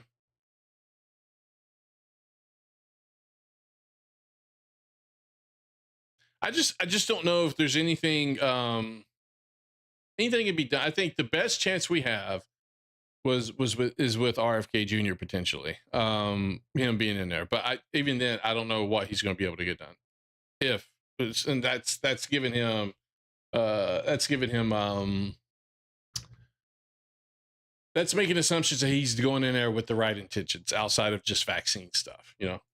There is an individual ownership sheet like the ones we were just looking at for Clorox. Thank you, Booze. I appreciate it. Red on each sheet. It's called Killer Bread for a reason. I sure hope not. Almost always the top 3 spots. I sure fucking hope not. I.e. the top 3 shareholders.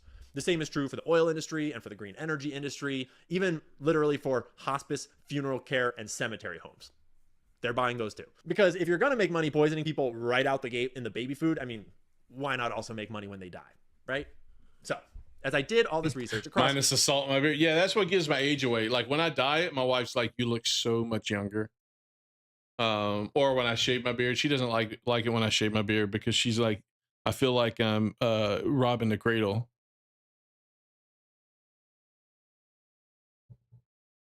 Basically every industry in the economy, I found the same major thing over and over and over again.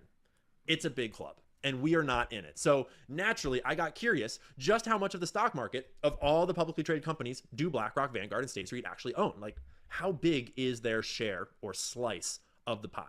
So I took the top 100 companies on the U.S. market, companies that you're very familiar with, like Tesla, Pfizer, Starbucks, Verizon. Are we trying to say that these companies are making all these bad decisions, or what are we trying to imply? Martin, Home Depot, normal companies, the big ones, the top 100.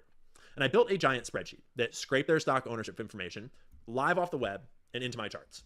And then I used all that data to build this sheet showing what percentage of the top 100 companies in America are owned by each of these investment firms, banks, and billionaires. And even though I had already been doing this research for months, this kind of shocked me. Vanguard, BlackRock, and State Street combined represent more than $5 trillion invested in the top 100 companies. On the right of this chart, you can see that collectively, that represents 42.2% of all the shares of ownership in the top 100 companies. Holy fuck. If you expand your scope to the 25 biggest financial institutions, they collectively own 83% of the shares. Holy shit. Jesus. 83%. This is just the top 25 biggest financial I'm institutions. assuming I don't know how corporations are really structured, I guess you could say. I know they have like board of directors, board of investments, all this other stuff, or whatever they're called. But how much decision power it sits with these guys? That's what I'm kind of curious about. How much power do they have to influence what these companies are doing?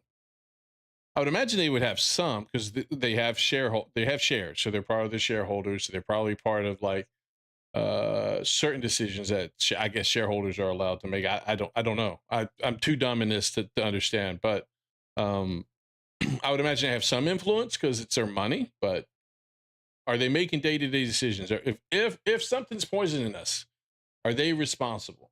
You know, too much power could very well be the case. There are hundreds of them above us on these lists. So now, it's important to slow down and explain what a share actually is. Like, what does it represent? What does it mean? Because a lot of us think of shares as stock as something nebulous, like a form of gambling for white guys in suits. I want to see that tattoo. But a share is way more than that.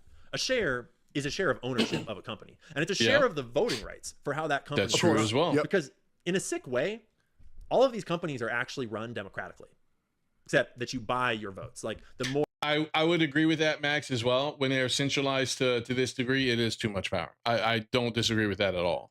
Or shares you own. Yeah, it's a democracy of everybody who paid to win, right? It's it's not really a democracy at all, but it gives you the guise that it is. And whoever owns majority share gets majority say and majority rule of what they do. And all these corrupt corporations are the ones telling everybody what to do in totality sense of everything they have their fucking greasy ass fingers in. That means that all these companies could potentially be doing the same bad practices. And this is why I am getting very concerned that my they can make the rules of the game. So if everybody wants to price fix, or if everybody wants to set certain procedures and policies in place that benefit them, they can ensure that everybody does it. That way you can ensure that one company doesn't, flip the board over and change the entire game because they want to sell, for example, this is a very simple example, but they want to sell their product $200 cheaper than what everybody else wants to. So everybody goes and buys that $200 product and then puts all those other people out of business. I like democracies because honestly, it's better than what I'd probably say it's better than anything else, honestly. But the problem, Max, is the people. So yes, constitutional republics. Yes, that's technically what we are here in the U.S. At the higher level. But the problem is the people. The people involved. They, with all these companies, the more money they have, they can conspire. I guess you could call it conspiracy. They can conspire with each other to ensure things are rigged. The game is rigged. The table set is rigged to all benefit them, and they don't care at all about what impact they may have on the younger generation or their customers, because guess what? They won't be around to have to worry about it. Bread is actually lead bread, and Dave's Killer Bread is called Killer Bread for a reason. I need to grok this. Grok, what do you think? Is Dave's Killer Bread dangerous? Not considered dangerous. Organic, whole grain ingredients, high fiber content. Oh, thank God. All right, we're okay. We're okay. I'm gonna be okay.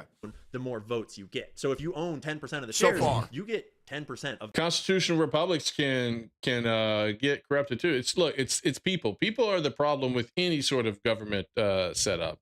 Just some setups have more protections built into them than others, but ultimately, people are the real problem of the voting rights. It's actually pretty simple. You don't vote on every tiny little thing the company is going to do, like what color the packaging will be or how many Cheerios go into a box, but you vote on the big things like major policies that the company is going to adopt or reject. Shareholders can introduce their own items for voting. In the 2010s, one of the most popular ones were like various versions of sustainability initiatives like eco-friendly packaging, zero emission commitments, stuff like that. Almost every company in the American market was voting on those sorts of initiatives over the last decade, and there is a reason why that we will get to. But most importantly, shareholders vote on who will sit on the board of directors, and they are the ones that guide the company and hire and fire the executives that actually run the company on the day-to-day, like the CEO, CFO, COO. It's a lot of C names. Those guys are called the C-suite because they're all chiefs, So the C-suite. They're all Native Americans. I didn't know that, man. Every time people fall to their voices, yeah, that's true, unfortunately. Are hired and fired by the board of directors, who we elect with our shared voting rights. And all of this is determined by shareholder voting. The more shares you own, the more votes you get. You see where this is going? Yeah. Yet? Conspiracy theories are information. Okay. Interesting. Yeah. So, great video about tampons, man. That's awesome.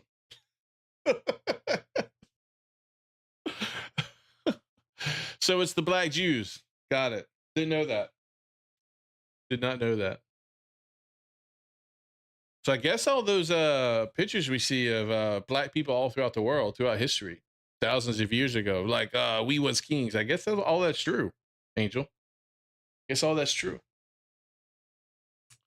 Just joking. Just joking. Making a joke. Don't cancel me. I'm not really racist. I just play one on TV. That's part one. Yeah, okay. Well, I don't have time for part two at the moment. But no, I do think there is a problem, one, with our food. And I do think that can roll over into everything, honestly. As far as some of the items and materials and ingredients that are put into our food and items that we buy. I also think there's a problem with all of the Blue Jew. What the hell? I also think there's a problem with a lot of these major companies owning everything. And he basically pointed out here. So wait till there's part two. Yeah, that's why they put Yasuke in Assassin's Creed Shadows there, Max. BlackRock forced them to. So, all right. Well, listen, guys, I hate to end it there. I do have to go. I have to make my kid dinner. He's got football practice, so I will need to get him ready for that. I will be back around 8 o'clock to do Monster Hunter World, so we'll see how that goes. I hope you guys can make it back for that.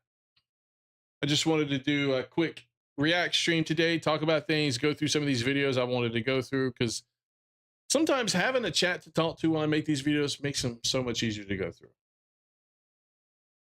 Food for thought. What was that, Booze?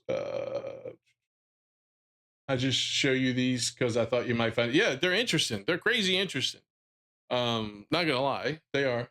Don't eat poison food. I try not to. So anyway, I'll be back later tonight with more Monster Hunter World. The wife and I will be playing that. So you'll be on tomorrow night with Dark Souls 2. Also, I still gotta finish that game too, man. You're probably gonna finish it before I will.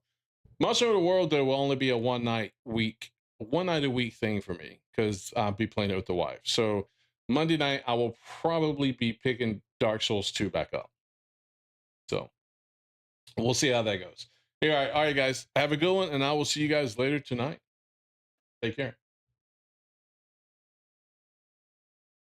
Look, you know what it is? I think he just hates her so much that he hates the game because of her. Because he finds her so attractive that he's upset that he can't have this. He's upset his wife doesn't look like this. He's upset his wife doesn't give him any booty. I think that's what it is. This shows him what he could have had and doesn't. I think he's upset because he hates attractive women. You think he's too deep inside the internet? Maybe.